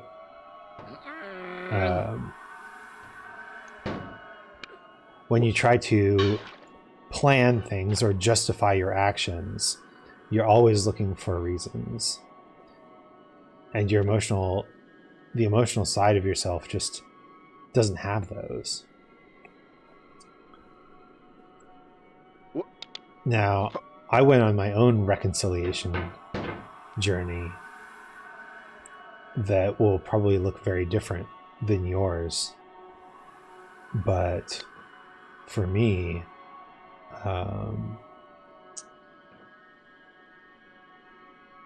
I started to notice that in addition to not having reasons for my own emotional feelings, I couldn't find reasons for other people's emotional feelings. I couldn't logic out how someone would feel about a situation, or even how they felt about a situation. I had very little empathy. And that doesn't make me a psychopath. A lot of people are low empathy, and it's more a lack of experience than a diagnosable medical condition, right? I think a lot of people, especially if I'm speaking from my personal experience, young men are told that they shouldn't be emotional, or they're not given a space to explore emotions. Now, your mileage may differ. Your mileage may vary. But in my experience, that sort of emotional repression was kind of enhanced when I took anger management classes. So, in retrospect, I don't think that taking anger management classes was a bad thing. I think I had emotional problems that I needed to functionally deal with. But anger management didn't really teach me which problems to functionally deal with. They said, you know, here's how to suppress your emotions. And I said, well, great. Now I don't need those things. I do feel that I'm a pretty empathetic person, but when it comes to myself, it almost feels dulled.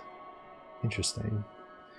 Yeah, this is what I'm saying. Like, my experience sounds very different than yours, and that's okay. Oh boy. Okay, I think I see what I need to do. I need to push myself slightly away and then use the reach of my hammer to get back on.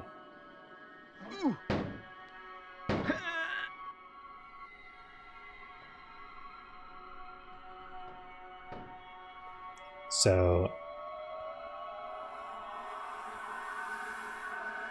Pogo a little bit out. Not that far out. Not that far out. It wasn't until I met people who really taught me the value of emotions that I started wanting to understand them more. And yeah, I really do credit theater for introducing me to those people. Honestly, I'm hoping HRT will actually help me feel myself a bit clearer. Maybe. I hope so. I don't think that medication will change how you approach the situation. It could change how you see yourself and how you feel about yourself. But if it makes you comfortable enough to open up to yourself emotionally, then maybe that's something that can happen, you know. I'm not really super familiar with HRT and stuff like that, so I really wish you the best of luck. The journey towards empathy is really crazy.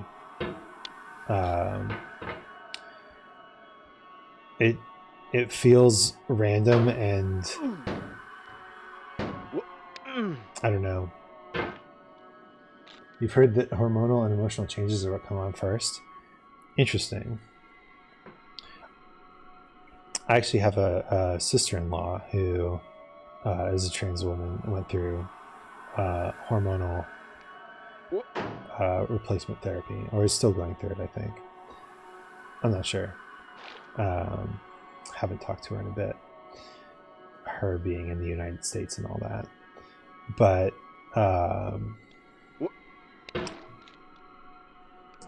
I noted it's a lifelong thing. Okay. Good to know.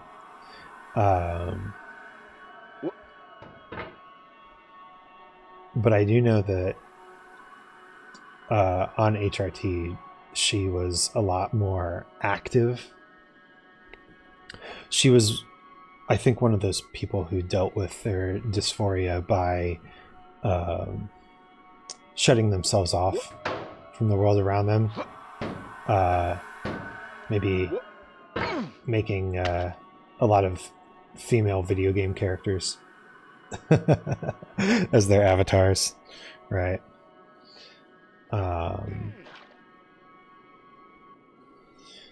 But after she started the hormone therapy, it just became very, very easy for her to talk. She became more confident, opened up to her dad, which was a big thing. What? No, I've never done that. It's so interesting because when I think about myself, right? One of the things that I've had to reconcile, which is wild, is this idea of bisexual attraction, right?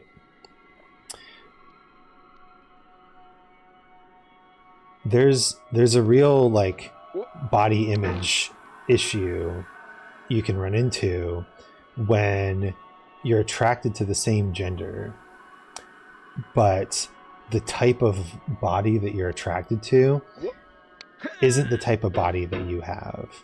I'm more of a dad bod sort of guy, barrel chested, thick, some might say, cuddly, perhaps, but yeah, I've always been more attracted to the thinner sort of. Oh, interesting. Maybe that's a way up. Thinner sort of male forms. Twinkish. Twinkie. Not Twinkies. Oh man, there's a terrible joke there. Terrible joke. Because, you know, Twinkies are cream filled. Anyway,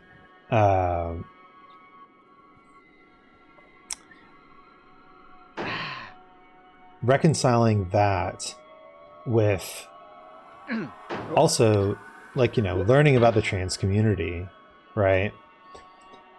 Thinking like, well, if I'm attracted to more feminine bodies, is it possible that, you know, I could become a more feminine person, a more female shaped person, and be happier with my body type? But in the end, I came to the conclusion that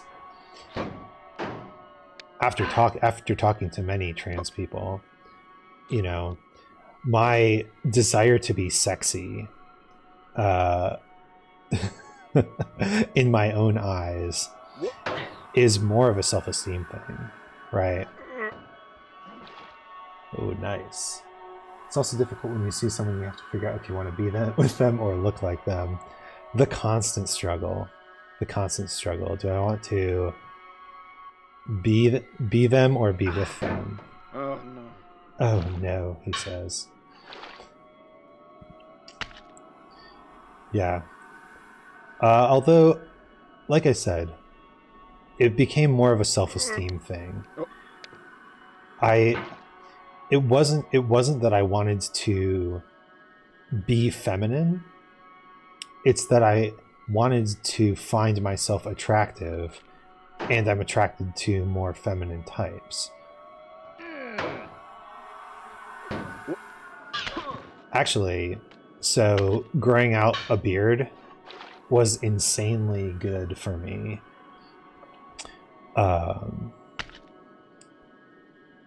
Because I gotta say, I look good in a beard.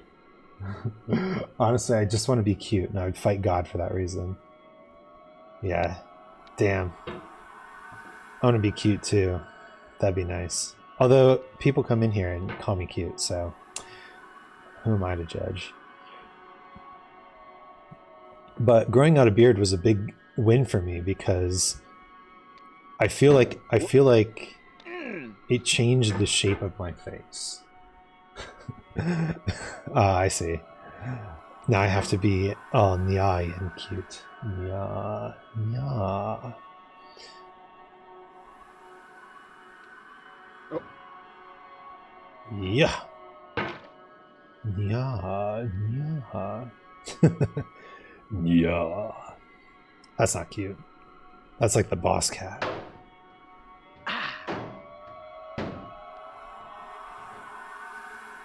Well, look, there's a cutie. Oh, thanks. If anything, streaming helps the old self-esteem. But growing out a beard was excellent for me because I look good in a beard, And I realized that I don't necessarily need to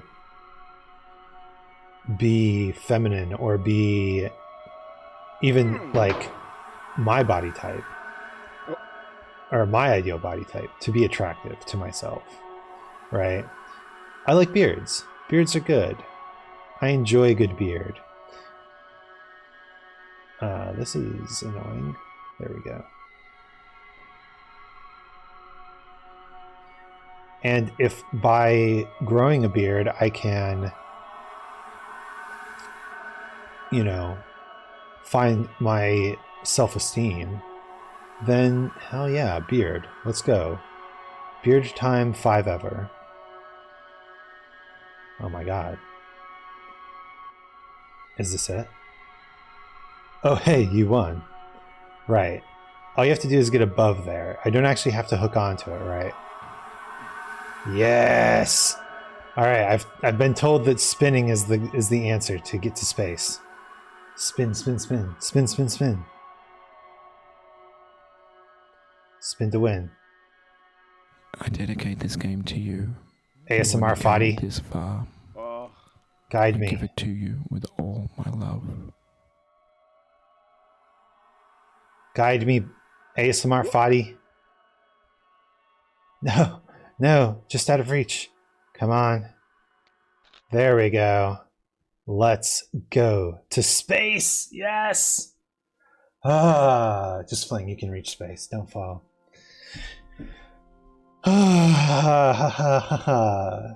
Getting over it with Bennett Foddy. Woo! Let's read the credits. Getting Over It with Bennett Foddy. A game by Bennett Foddy. Featuring design, art, code, sounds, music, levels, 3D models, textures, marketing, writing, QA, and voice acting by Bennett Foddy, but also featuring 3D models, textures, music, sounds, and code by various other folks. In particular, the original sexy hiking game. The sexy hiking game concept is by Jazwo. The Sweet Ray Marched Clouds are made using Fog Volume by David Miranda, one additional voice sample used by Gabe Kuzlo. All the music is in public domain as far as I can tell. That's not true. Getting Over It was commissioned by John Polson for the Humble Monthly Bundle, and it was made at the NYU Game Center in New York City. iOS port by... Oh, there's an iOS port. It's been a while since I wrote anything by hand. This is making my fingers hurt. If you enjoyed this game, I bet you'd also enjoy the game that inspired it, Sexy Hiking by Jazzo, a free game you can still find at his website. You might also enjoy Punishment by Messhoff, Desert Golfing by Justin Smith, Rain World by Video Cult, Zip Zap by Philip Stolenmeyer, Golden Tee Golf by Incredible Technologies, Elastomania, Biovac, Ski Stunt Simulator. Shoutouts to a bunch of people. Hana Peachtree, welcome. You've come at just the right time. We've made it. We're in space.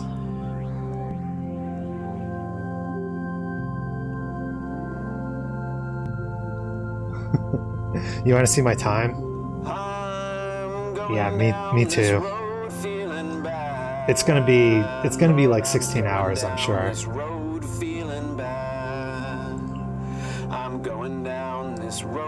Thanks to you for playing my game and reading the credit. Sorry about that one time where you got all the way to the top and fall all the way to the bottom. Okay, that is from me.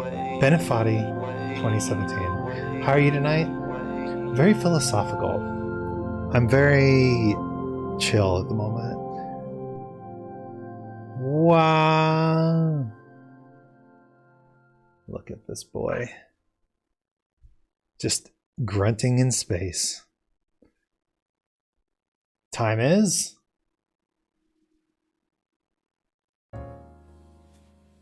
Oh, wow. Much better than I thought.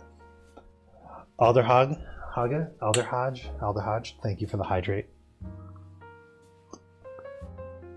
Just under 9 hours. Yeah. We're not going into the chat room today. Nope. Well, that's it. I got over it. Get wrecked.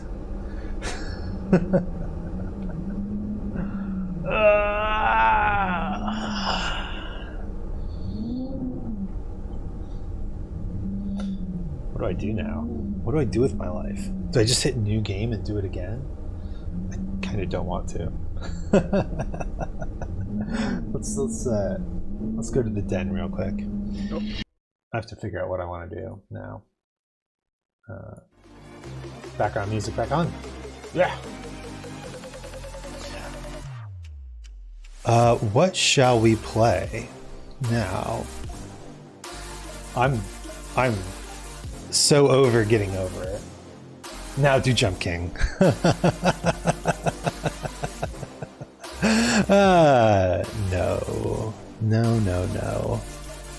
No, I don't think I will. I was actually thinking about doing Undertale Genocide Run. Since that is another very difficult game that wouldn't take too long. Maybe we just do a couple Hades runs. Try to get Thanatos in the pants. Never have, you never will. Understandable.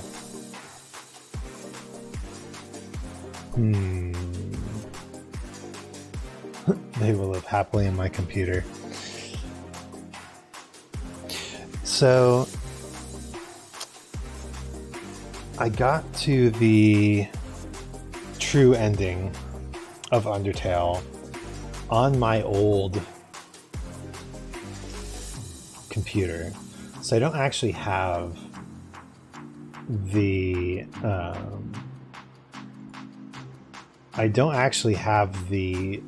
whole thing on this computer. I don't have the save file where they're all happily living together. And really, if you want to experience everything in that game, you have to play it and then play it again to get the pacifist ending, and then play it again to get the genocide ending, and then play it again with the pacifist ending in order to see the altered pacifist ending. So if you truly want to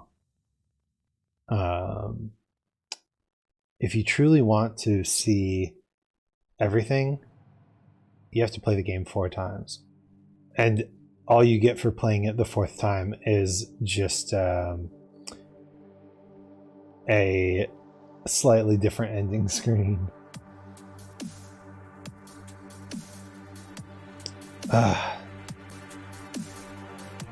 Let's see.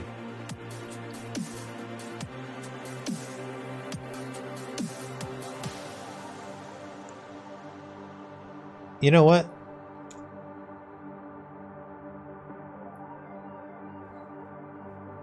Wrong, there's more. There's more.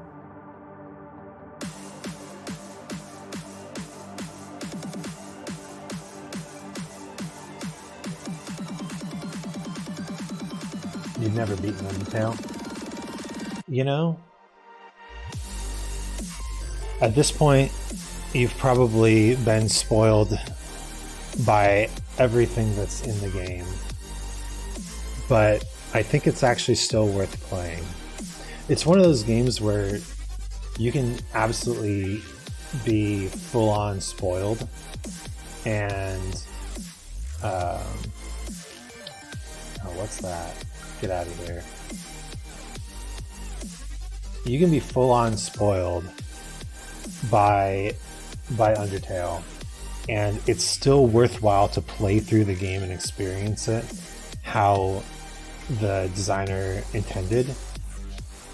I was spoiled on several things on Undertale, and yeah, I still found it worthwhile as a playthrough. So absolutely, I would give it a shot if you haven't.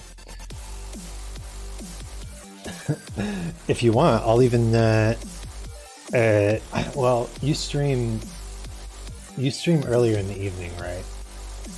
For you, the whole point of the genocide run is that you're literally committing mass murder to satiate your curiosity. Yeah, exactly. It's not something that good people do. Although, I guess streamers do it because the boss fights are good. Also, the music is excellent. If Toby Fox ever made a truly dick move, it's putting the best music in the game behind the worst run and hardest boss fights. Seriously. Alright. I'm gonna turn off the background music. And we're gonna watch some getting over it speedruns.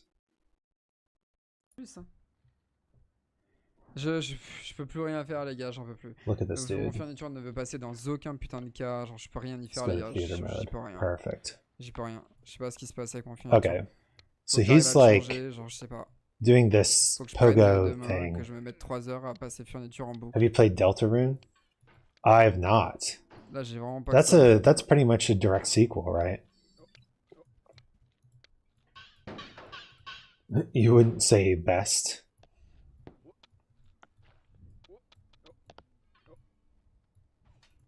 Oh, in terms of the music? Oh no, you don't think so? I think the Battle of the True Hero and Megalovania are easily the best music in the game. Deltarune is not a sequel. Okay, I gotta say, after the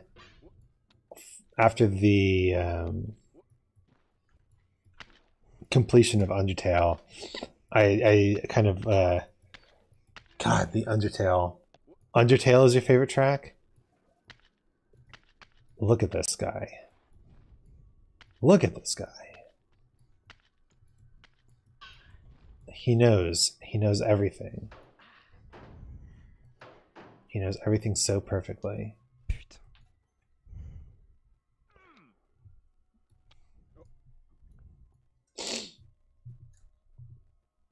And yet he's still lost 0.2 seconds on the side skip.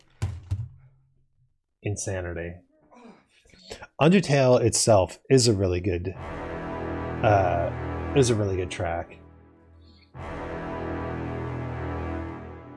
It kind of embodies Toby Fox's philosophy on music design, which is to say, I think Stock for the Forest. He reuses all of the melodic material pretty consistently. Last Goodbye. Oh, is that the like pacifist ending final track? That's a cute one.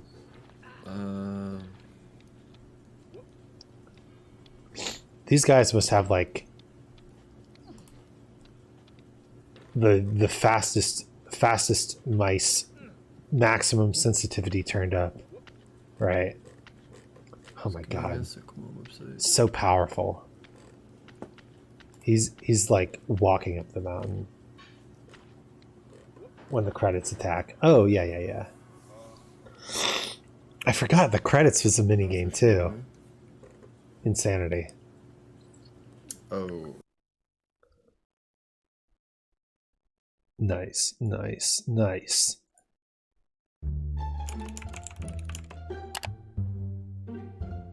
There seems to be some sort of rivalry here. Yeah, I don't like that.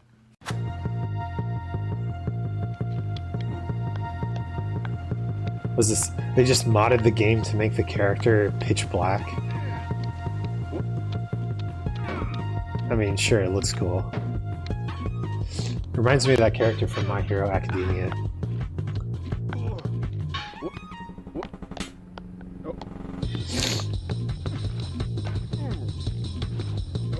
So I'm noticing there's a few strats that are consistent between the runs.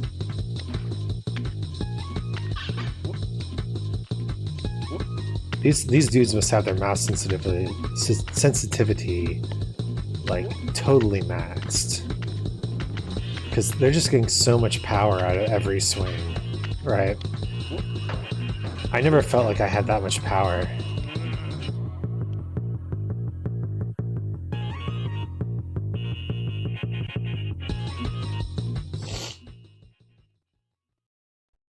maybe easier to see the hitbox.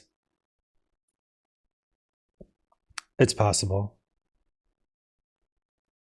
Oh, Dev reacts.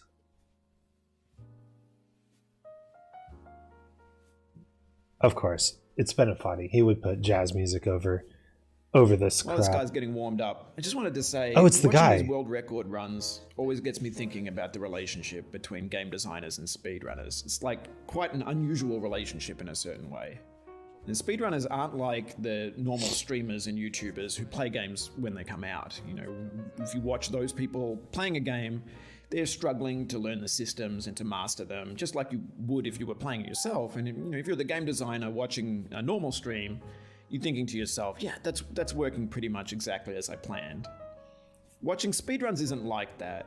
And I think in a way, the role of the speedrunner is like the exact opposite of the role of the game designer. A game designer painstakingly carves a beautiful sculpture out of wood, first chiseling it out of a raw block and then gradually rounding off any rough edges, making sure it works when it's viewed from any angle. The speedrunner takes that sculpture and they look it over carefully from top to bottom, from every angle, and deeply understand it, and they appreciate all the work that went into the design, all of the strengths, all of the weak points. And then, having understood it perfectly, they break it over their knee. Well, that's why I love speedrunners. Wild.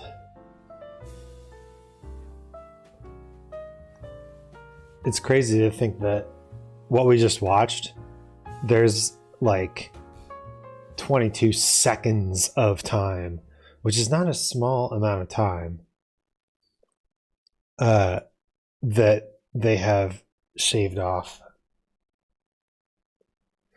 Oh, facts, secrets, and Easter I did eggs. a getting over Easter eggs and secrets video a long time Cody, ago, but I missed some things, and I've learned some things since then. So I wanted to do an updated video with as many things as I can think of. So here Hell we yeah. go. 15 Let's see getting over this. its facts. 15, getting over it facts with Bennett Foddy. With Cody, Number 15. His name is Diogenes. Oh yeah, well, Have you thought about who you are in this? we learned Are you this. the man in the pot, Is Diogenes? that how you do Are you his that? hand? Are you the top of his hammer? The man in the pot's name push yourself. is Diogenes. Not Bennett. This is, of course, referenced in the dialogue. Bennett Foddy is the game developer and narrator. But quite possibly the most overlooked thing in the game is the paintings in the background of the furniture section. There's 2 paintings in the background of the furniture section of Diogenes, the Greek philosopher, who was known to have lived in a clay wine pot. Oh, that Yes, guy. Cauldron.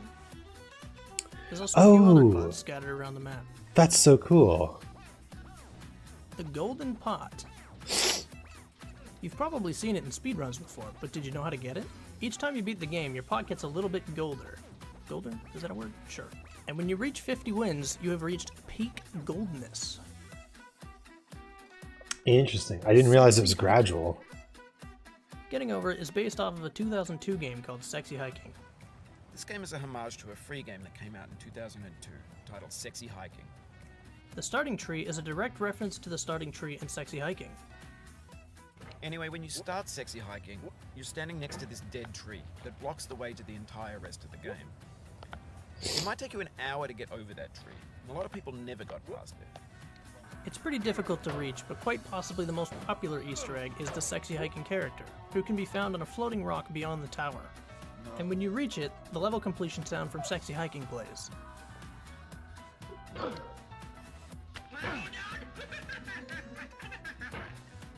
Huh. So that's how you get over there. 500 clicks. Sometimes when struggling and getting over it, you might click your mouse a little bit. It even happens to speedrunners when you're trying to go fast and frantically flailing around in the heat of the moment. Yeah. I definitely clicked the mouse If you a few somehow manage times. to click it 500 times, you'll get this Easter egg. Listen, this is a little awkward, but you've clicked the mouse button 500 times now. I'd say you're gripping the mouse a little bit hard.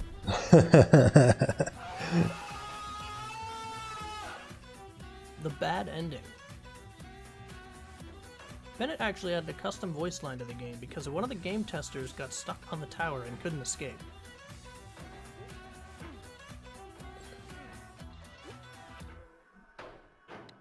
Oh, you got so close. Oh wow. But this is I didn't realize you could go all the way down. You got the bad ending. It was thought to be impossible to escape for 2.5 years. Although very difficult, it turned out with some persistence, it can be done. Oh, no kidding. Hey, how about that? That's cool. This spot, on the other hand, is inescapable.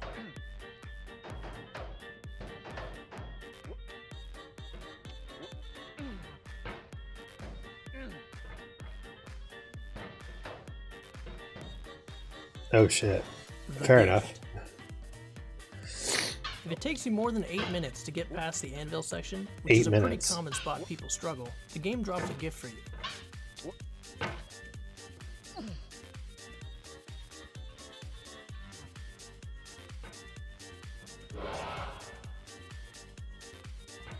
The thumb. What about the thumb? It's just a thumb, right? Well, actually, Bennett thought he'd be a little funny since nobody would ever know, right? But it's been hiding in plain sight the whole time. And with mods, if you look at the hand from the side, there's a nice birdie waiting for you. Oh, that's funny. The hat. Did you know where the hat comes from? It's a Fell snowman. off the snowman's head. Makes van. sense. This is I interesting. keep adding this one, but so many people seem to think this is a boat, I had to add it. Did you know this is a van? What the Let me fuck? know down below if you thought it was a boat. I don't see it. Oh, The snake. what? This one, but so many people seem to think this is a boat, I had to add it. Did you know that? Oh my god.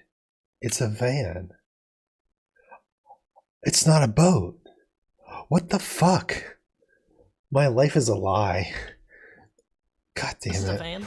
Let me know down below if you thought it was a boat.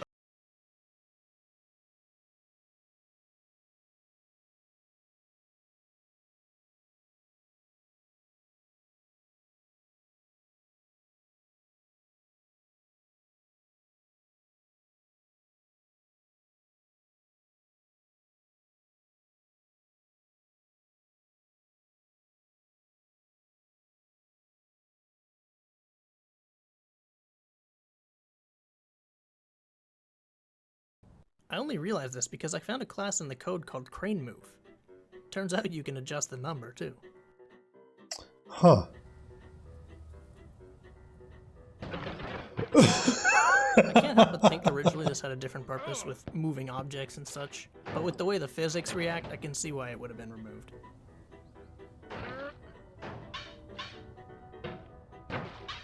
That's funny. Speedrun detected. This is a removed feature from the game. I'm not sure if it ever made it to any official releases, but I must say, I'm glad we don't have to listen to this every time we start a run.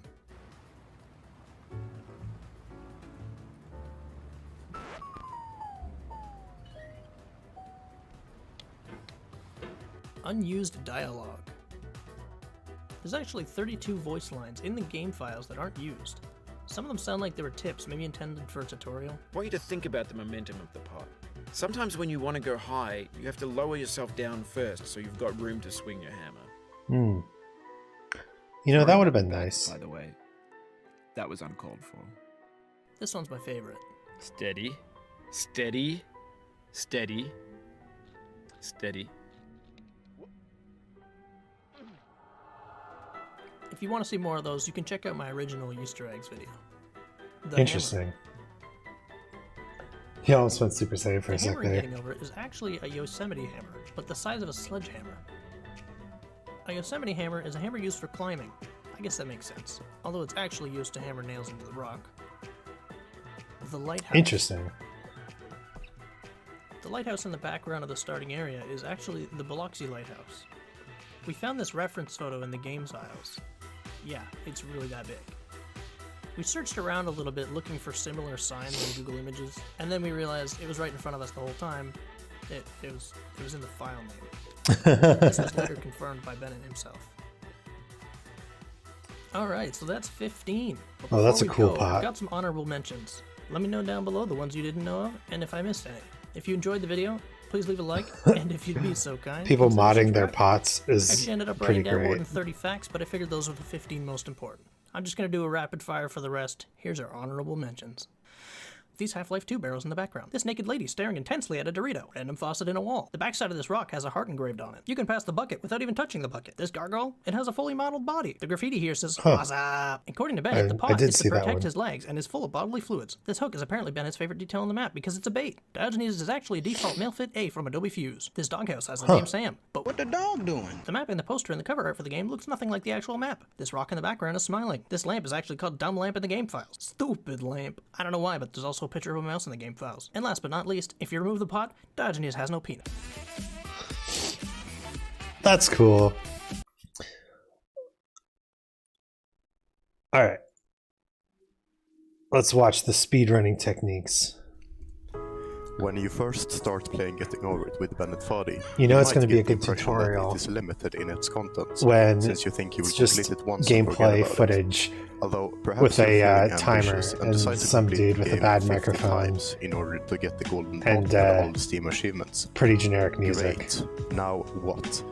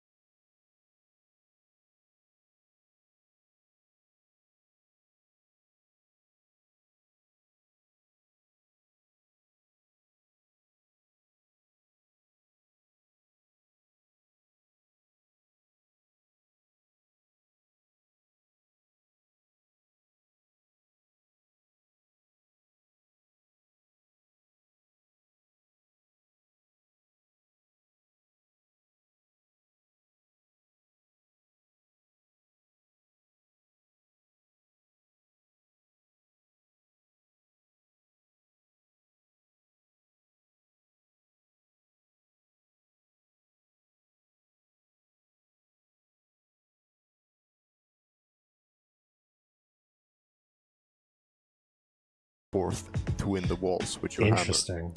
Just like when swinging, I did not it's do that. important to keep in mind that it works better if your hammer is fully stretched out. Oh, wow.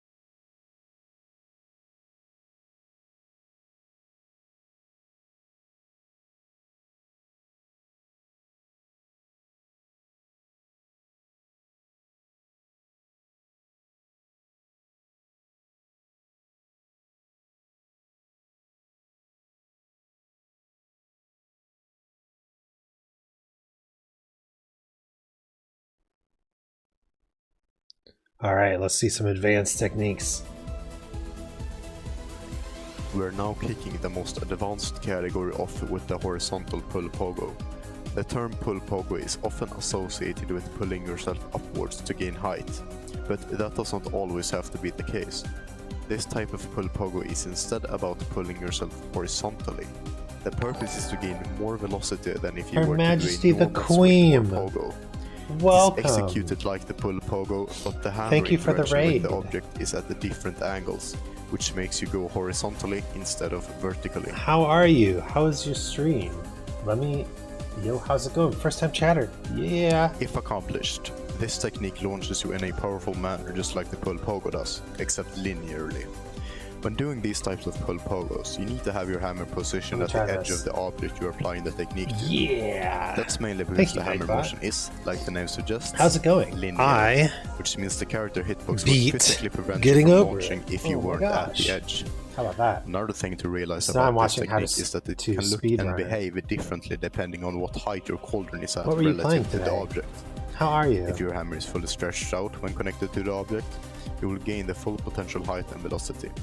However, if your cauldron is at about the same height as the object, you will still do a linear pull pogo, but it will be limited.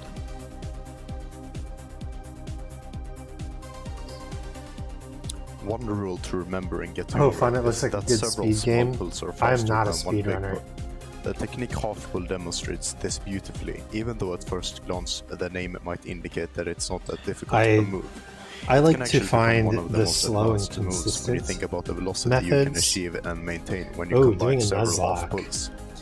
Generally, it You can be do described as a pull you pogo do or Nuzlocks swing often. that is I've seen interrupted you do about halfway through to gain those height, for a while, or is it all the velocity, or same? to reposition. Is it all the same However, run? This is not always true, because at boulders you can get the same Did results that Nuzlocke. half pulls get Oh, did you by win? combining several full swings. I hear Nuzlocks are actually pretty difficult. I should try one. I enjoy difficult games, and I've always been Negative turned off pulls are used by in situations Pokemon where you games in aren't general able to swing because or apply any other technique to progress the because of the difficulty friction is stuff. little Negative pulls work by quickly pulling little the hammer low. down and then up again. In order for this You're to doing work, too. You're a the little hammer addicted has to to some Pokemon. degree Understandable. connect to the object and Uh, not instantaneously My wife is the slide exact off. same way. Therefore, the difficulty of negative pulls Although are she tells entirely me reliant that on how hard the it is new to get the Arceus hammer to game connect. is An example of a relatively easy very place to much, negative pull off is a tad jump. more in the hard vein jump is of at bucket an speed. action RPG. And just a little. The horizontal pogo is a pogo that is launched horizontally from an object that's placed to the right or left side of the Arceus is player. sick, you love it. If done correctly, it Yeah, she pushes you in said an it might be approximate straight a line. Like in all pogos, Pokemon it's game important to have that your hammer gets fully her tucked into in more before action doing the actual RPGs. pogo. Maybe This not is like just Dark to Souls, maximize but range and maybe speed. more like Breath of the Wild. And she said it might also be a Space is probably where most players tend to mess up in speedrunning. This can occur by, for example, flying directly into an asteroid, which causes you to have to carefully maneuver Dark around it Souls with your hammer to aspects find of the it might position to launch also- an outer space drop, and that is very time-consuming. might also A be successful appealing to hammer me. spin prevents this by giving you a mini boost to the right or left side of the asteroid, which enables you to keep going upwards. The method is to have your hammer stretched out. I've in heard the it's really direction good of the though. rock you are about to Possibly hit, the best and then do a Pokemon game fast they've put tuck-in out in a spin. long time. This spin can be clockwise or counterclockwise, depending on I know the people direction have you been prefer to complaining go. about the graphics, but Furthermore, the fact that the second tap gameplay with is the hammer good might increase your momentum seems even more. to be a right step for them. Is this it? Is that it? And that's gonna conclude this video, where I have covered 15 various techniques, which names I unfortunately did have to make up since there are no unanimous names for them. My cat is The techniques were categorized based on 3 skill levels, telling me that and he wants even though I showed scritches many right now. places where the techniques work on, I the need goal of to this actually presentation was to convey the concept cut of his how they claws work because and when. I he made really- that decision because he you really, would then be able to is create your own demanding playstyle and in the end for have more scritches. enjoyment while at the same time understanding the game on a deeper level. It's good that If there is I'm just watching anything I YouTube videos sincerely right now, hope you though. learned from this video, it's that getting over it deserves because more recognition because of the unique design concept. then I can just scratch my boy. I thank you for watching My boy. this far and hope you enjoy the video. So what goes? So actually, let me look at this. What is a Nuzlocke challenge?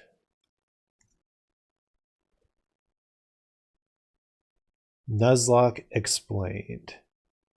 Rules explained. 2-minute video by Blake Go. Welcome to the wonderful world of Pokemon, everybody. My name is Blake, and I am super glad that you are joining me today to learn about what exactly is a Pokemon Nuzlocke. This is a challenge that many players have inflicted upon themselves to create a more fun and interesting way to play the Pokemon games we already know. A Nuzlocke can be played in any generation and on any version of these games. These rules are self-inflicted, as I mentioned, so you will not be seeing them in the settings of your games. So let's jump straight in. Every Nuzlocke has two primary rules at their heart. So the first rule is that any Pokemon that faints is considered dead and must be either released or put in a Pokemon storage box specifically labeled for dead or not usable Pokemon. And the second rule is that a player may only catch the first Pokemon encountered in each area and none else. If the first Pokemon encountered faints or flees, there are no second chances.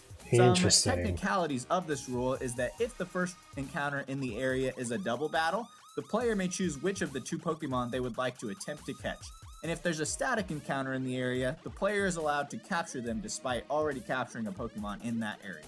The purpose of this rule is to create a more limited amount of catches, as well as elevating the appreciation for Pokemon that would otherwise never be used. I mean, come on, how many people do you think have used a Hoot-Hoot to defeat the Final Four unless they're playing a Nuzlocke? A couple extra rules that are also generally used. I think I did use a Hoot-Hoot in my first Gold and Silver run. Nickname each of their Pokemon for the sake of creating a former emotional bond. So that Hoot-Hoot that you caught that I mentioned is now going to be your best friend. Also, it's widely considered that a blackout/whiteout is considered to be game over even if there are Pokemon left in the PC, but that's a rule that can be adjusted based on your preferences. It is also understood that resetting or returning to a prior save point is not allowed, as that would take away from the spirit of the challenge. The Nuzlocke challenge was created actually around a series of comics about 10 years ago, and if you would like to see more about that, click on my next video. But otherwise, thanks, check out the Nuzlockes for yourself here on my channel or around YouTube, and maybe even try one yourself. It's definitely a way to spice up playing these Pokemon games that have been around for so long. Hit me up in that comment section. Let me know what you think. What's your best Nuzlocke? Have you ever tried it before? But otherwise, what is this? Does he have a video about the... Oh, wow. Only 202 subscribers. Subscribed.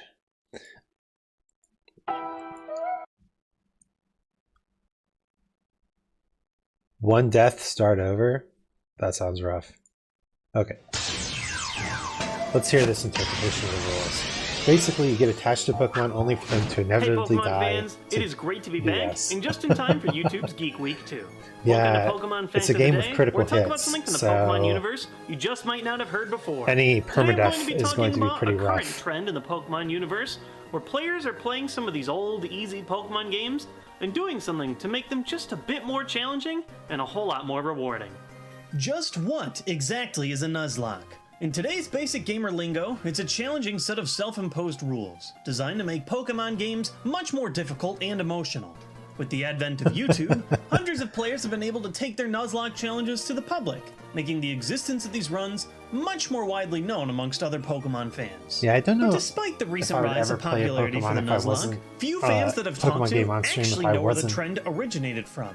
Today, I'll be sharing the lesser-known story of the origins of Nuzlocke, the ways the Pokemon community has adapted to the trend, and several different ways you can make the normally easy Pokemon games a little more challenging. The story begins pretty much exactly where you'd expect a trend that makes something from your childhood more dark and serious. 4chan! Back in 2010, a user by the name of, you guessed it, Nuzlocke, posted a series of crude comics in the V board in order to share his personal Pokemon journey. These rules have since become the 2 commandments of Nuzlocke and are followed in just about every kind of challenge run to date. 1. Release a Pokemon if it faints, and 2. Have to catch the first Pokemon you find in each area and nothing else. These rules instantly give Pokemon the emotional peril of Fire Emblem permadeath, combined with the Yes, fun of using I do Pokemon you love might Fire not have Emblem normally trained in the permadeath. regular games. There's also an unwritten rule I that wouldn't goes implied recommend ever throughout the playing series. Pokemon in You must general. nickname your Pokemon, helping form emotional Oh. bonds with your creatures before your heart is crushed into two. Let's face it, Is it, when you're uh, 7, is it Pokemon like can be a smoking? decent challenge. Right. But now that the average Oh, fan base no, of the I'm Pokemon addicted, games but is in their I early don't to recommend it to mid-20s, anyone. the regular journey is Don't- just too don't easy. get into it. Although Don't that get into it. doesn't explain why I could beat Sonic 2 as a kid and now I can't get past the second level. It doesn't make any sense. So why the name Nuzlocke? Aside from the fact that it was the comic author's username, You know, I it's don't also think a I popular ever had recurring good luck character beating in the comics video themselves. games when I was younger. C-Dot is the first Pokemon the main character Ruby captures, and he delivers the soon-to-be famous line, "I believe this is all happening for a reason," with the face of John Locke from Lost in Chapter 3. In Chapter 4, Ruby Interesting. C-Dot, now a Nuzleaf, falls to a Voltorb self-destruct. Viewers took a liking to the ridiculous Pokemon Lost mashup, and Nuzlocke, a combination of Nuzleaf and Locke, was the name that stuck ever since. That's so where what it is comes Nuzlocke? from? A lot of Holy things, shit, I had but no idea. ironically, it was never used as a name for the original challenges. It's the name of a user that posted his struggles through comics on 4chan. It's the name of a recurring character in that comic. It's also the name of a website that hosts these comics now. But originally, the comic was just called Ruby Hard Mode. It's funny how today, Pokemon fans would use the term Nuzlocke on the regular, with very few of them even knowing what the word Nuzlocke itself even stands for. That's the original hilarious. Nuzlocke authors published 2 Amazing. completed hard mode comics, one for Ruby and one for Fire Red, and a third that's currently in progress for White. The comics Oh, wow. themselves are hilarious in my opinion. They're extremely crude and definitely not for kids, but they offer a great combination of absurd humor and surprisingly emotional moments. There's also a ton of in-jokes splashed throughout that only hardcore Pokemon fans would understand, and it's awesome. And just look at that. Is that Lieutenant Surge using a Voltorb as a grenade?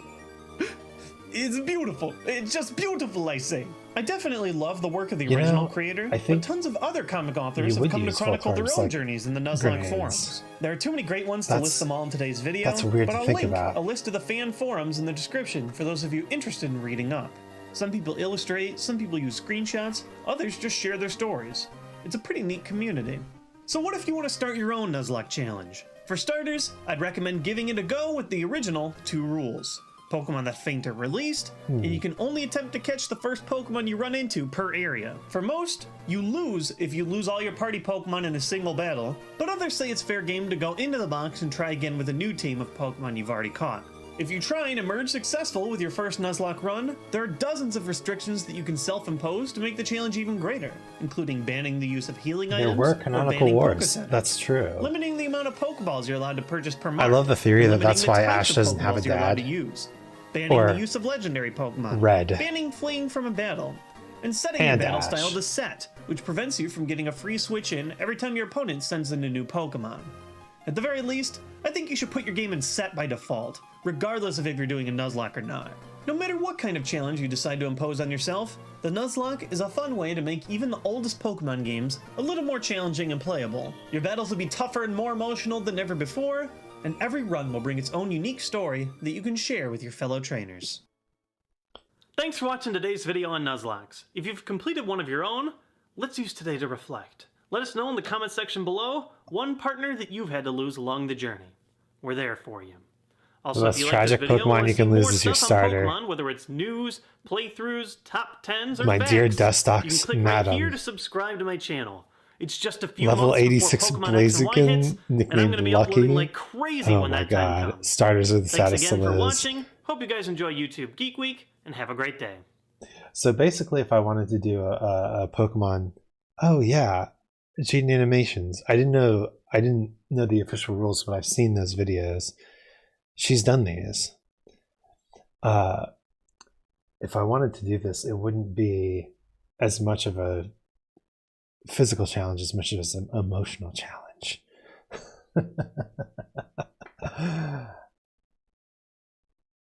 Insanity.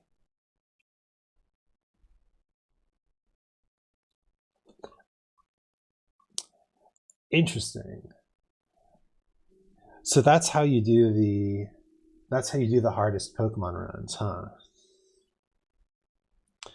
Is that how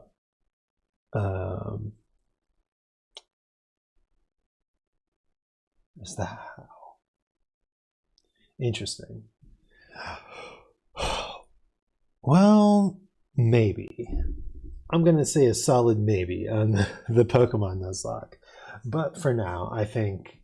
let me turn the music back on here. Headbang. Wow.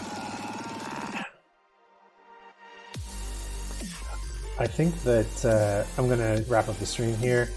I beat getting over it. What an amazing time. Thank you everyone who stopped by. Let's find someone fun to raid. Oh. Look, I don't get to raid Jin Kitsu all that often. And she's playing Dark Souls 2. How could I not? Dark Souls 2 Deathless. Dark Souls 2 Deathless. So, let's hope the raid works this time. Thank you everyone for joining. My name is Isaac Anzu. I got over it. And I'll see you next time.